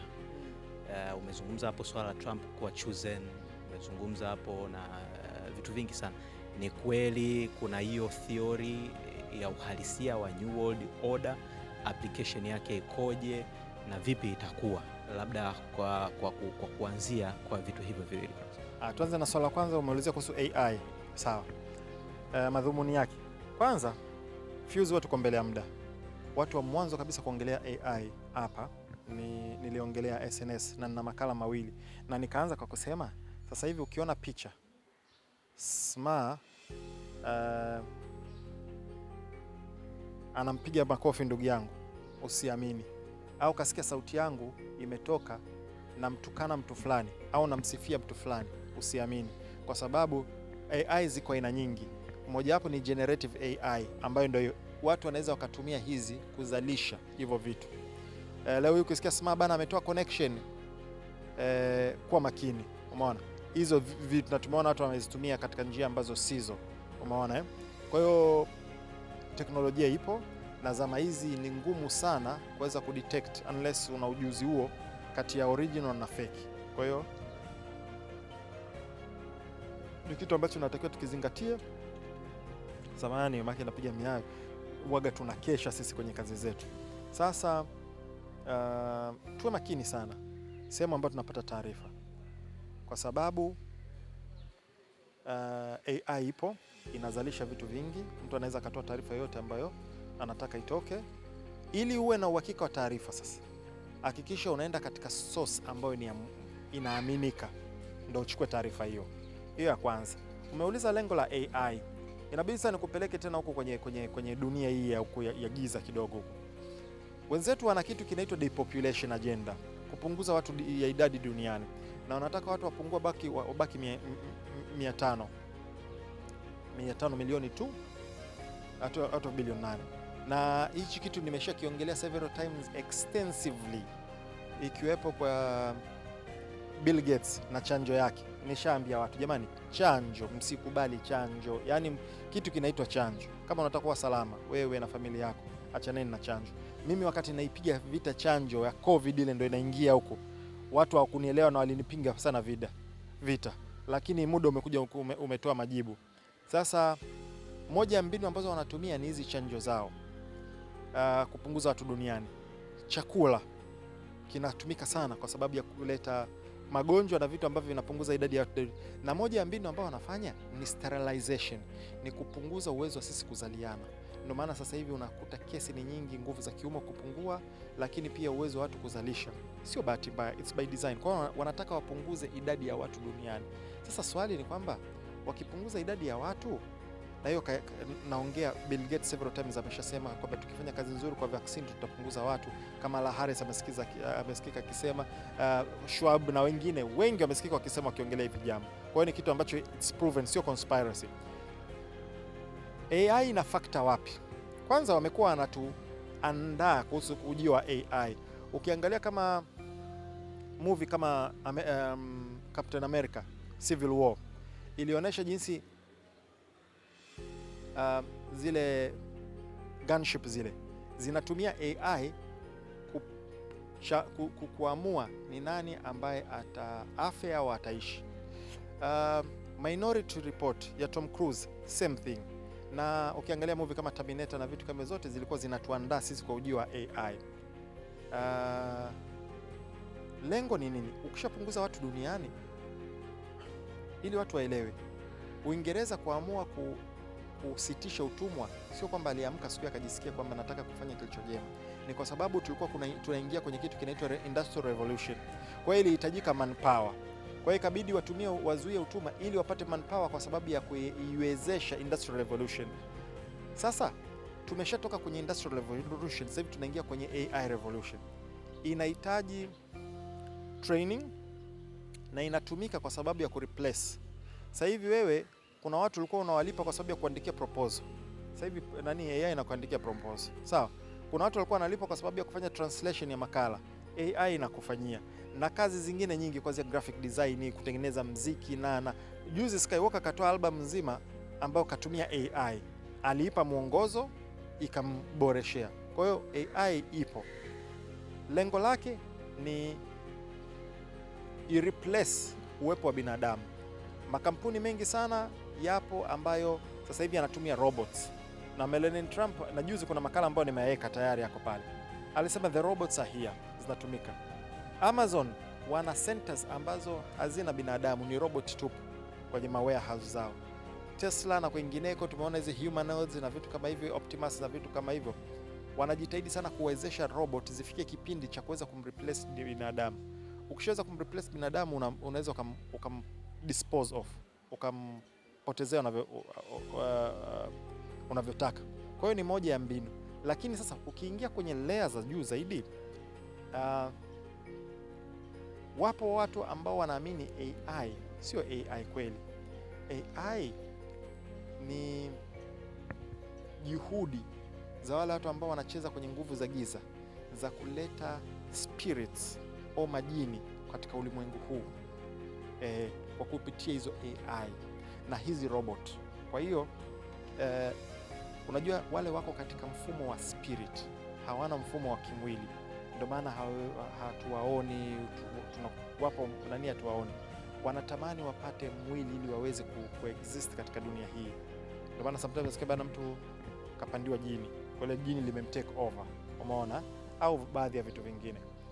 Kwa hiyo AI inatumika kuwaleta wale watu. Kwa hiyo unaposikia kwamba ni AI, kumbe ni majini ambayo ndio yanafanya hivyo vitu. Na kama ninavyosema, Kila mtu ana uwezo wake wa kiakili.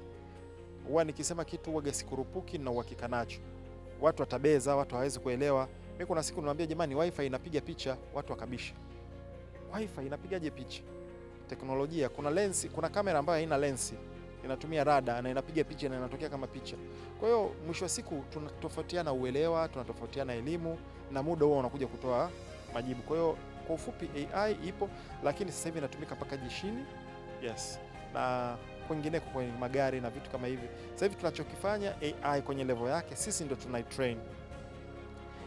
Inakusanya data zetu, vipi tunafikiria, tunafanyaje, vipi maamuzi, tuna nini, alafu ikimaliza, ikisha shiba itaanza kutumika.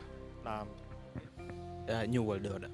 New World Order ipo na ndio tunapoelekea, na moja ya predictions ambazo nilisema, nikasema kwamba huenda hizi chaguzi ambazo zimefanyika zikawa ndo za mwisho by 2030, either tukawa tumeshaingia kwenye mfumo huo au ndo uchaguzi wa mwisho kabisa ambao unaenda kufanyika.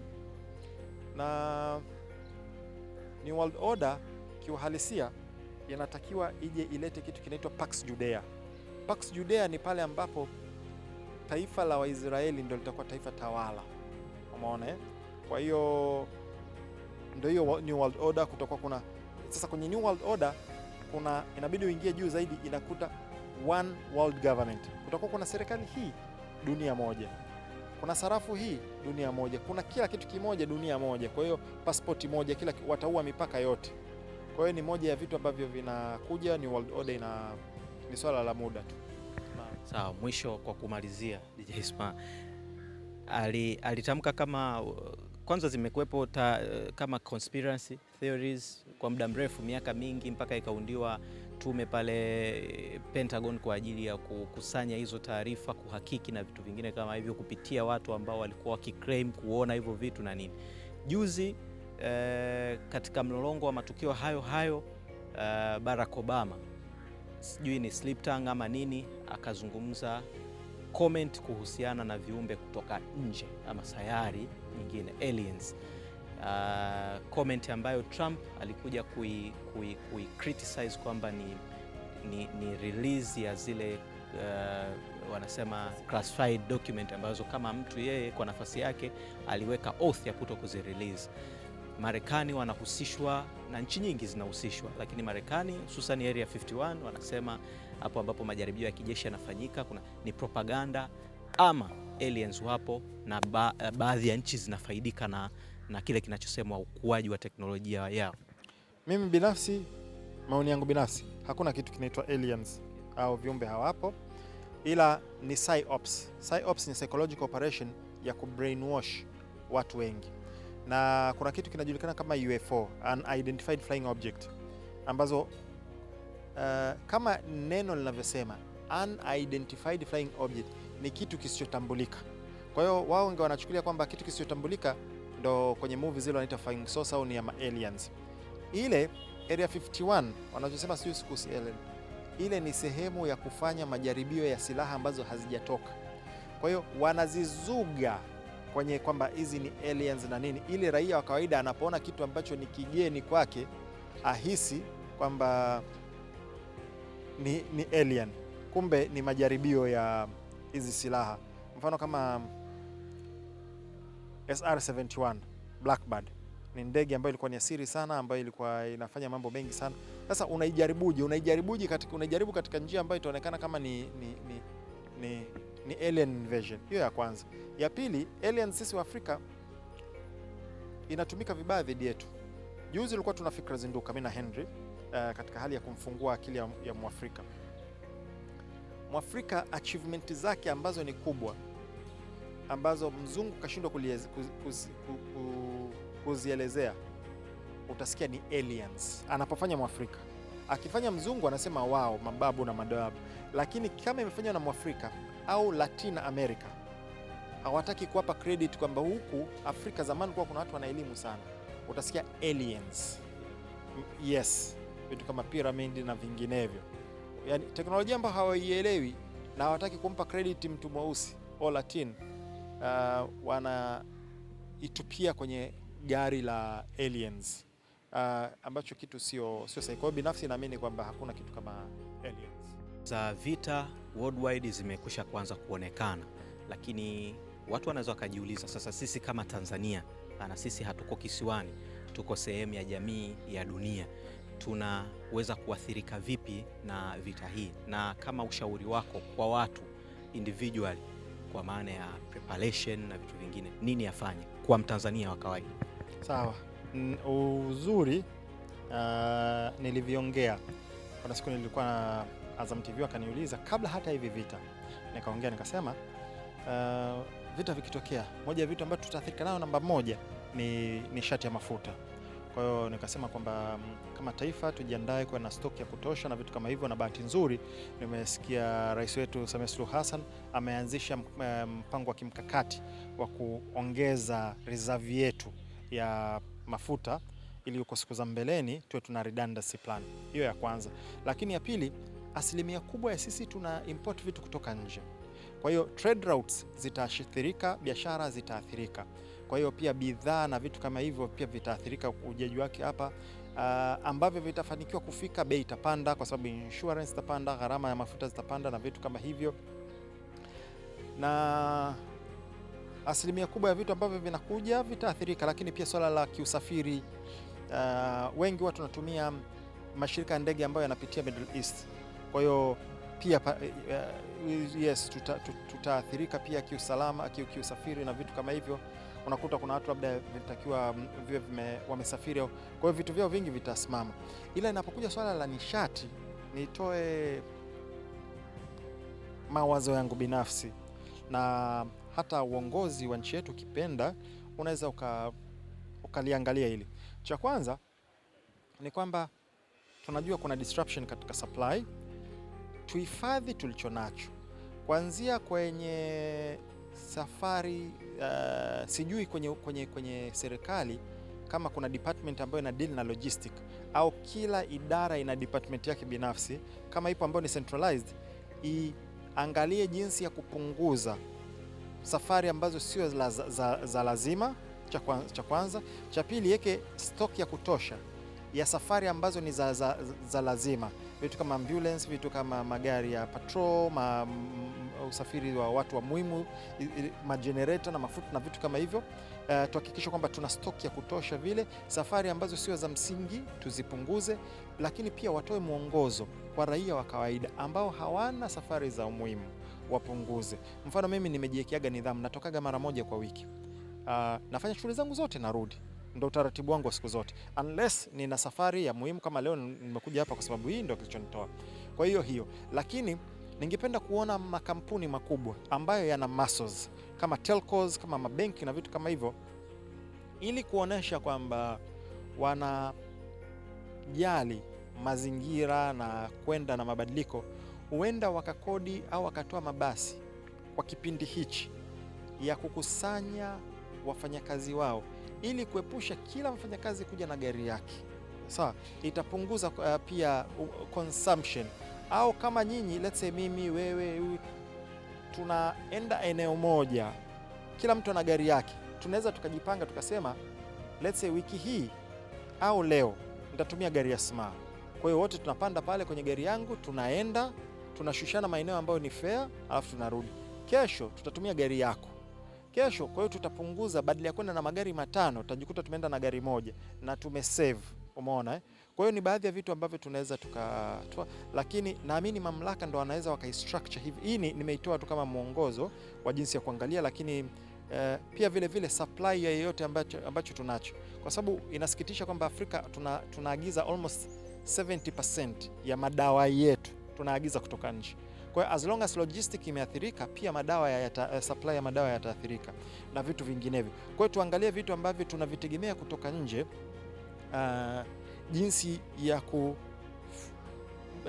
na mfumo wa kuvitumia kwa umakini, ili kama vilikuwa ni vya kutosha wiki 2 viweze kutosha hata mwezi au wiki 6 hivi. Umeona na ni kitu ambacho tunatakiwa tuangalie, yani kwa ufupi. Kwa ufupi ni baadhi ya maeneo ambayo tunaweza tukaathirika. Shukrani sana Jism. Bwana, shukrani sana DJ Sma, umekuwa muda mrefu sana. Kupata madini yako inahitaji muda mrefu na wakati mwingine hauwezi ukaisha. Of course mimi binafsi sijachoka, ninatamani kuendelea, lakini najua una majukumu mengine mengi, na bila shaka tutapata nafasi nyingine ya kuzungumza mengi zaidi. Shukrani kwa elimu ambayo umeitoa, na naamini tutapata wakati mwingine wa kuzungumza zaidi. Bana, asante sana. Nitoe asante pia kwa Global na watazamaji wetu, na kama nilivyosema, mimi sio mjuzi wa kila kitu. Ni mtu ambaye najiitaga mwanafunzi wa elimu. Napenda kujifunza, napenda kujiongeza, na namshukuru Mwenyezi Mungu kwa neema zake, kwa sababu sio kwa sifa zangu, lakini kama ni akili, intelligence amenijalia na elimu yote imetoka kwake. Kwa hiyo nasema alhamdulillah, nashukuru. Sehemu ambayo huenda nimekosea au nimeteleza, mtuie radhi. Lengo ni kuelimisha, sio kumvunjia mtu heshima au kitu kama hicho. Na hapa vyote viko kwenye YouTube channel yangu DJ Sma 255. Unaweza ukaenda pale ukavipata na ukavitazama. Na asante sana. Bwana mtazamaji wa DJ Sma, tumepata nafasi ya kujifunza vitu vingi, naamini umejifunza, mimi binafsi nimejifunza kama ambavyo nimesema. Ili uweze kupata madini ya DJ Sma unaweza kutumia miaka na miaka, kwa sababu vitu ni viko vingi sana. Lakini kwa leo mada yetu kubwa ilikuwa wiki moja, takriban siku 9 hizi za vita ya Joint Forces za Marekani na Israel dhidi ya Iran. Nini hatukijui, nini kimetokea, nini tutarajie, na vyote hapo umevisikia. Chanzo cha vita hii ni nini umeisikia kwa uzuri kabisa. Vita ina links za kiimani ya kidini, links za kihistoria na vitu vingine kama hivyo hapo, lakini the struggle ile wenyewe ya superpower anasema, na vitu vingine kama hivyo. Lakini tumediscuss vitu vingi vingine ambavyo ilikuwa kama bonus, kama AI, artificial intelligence, matumizi yake, nini to expect kutoka hapo, na mambo mengine mengi. Binafsi nimejifunza kama ambavyo nimesema.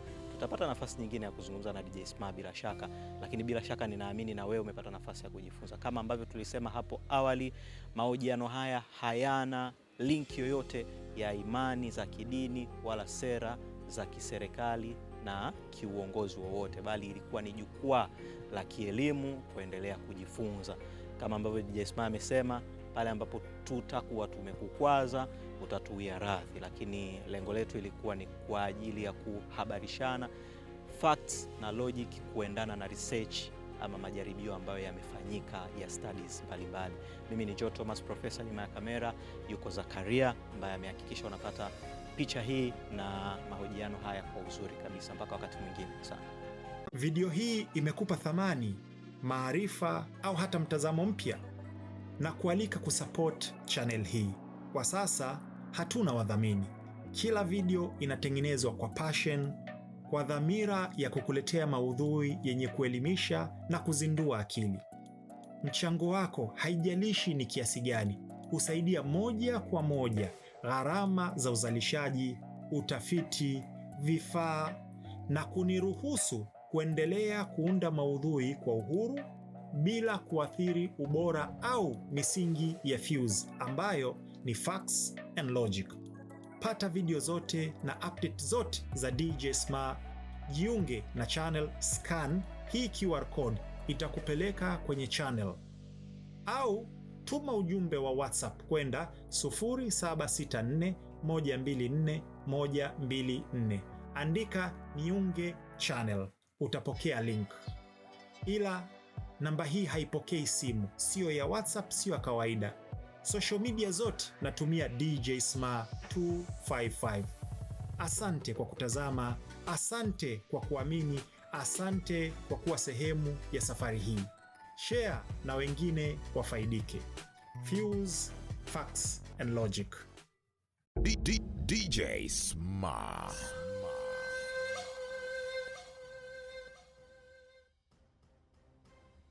Ila kuna kitu ambacho ningependa tufahamu. Video hii imelenga kwa madhumuni ya kielimu na kuhamasisha fikra za kina.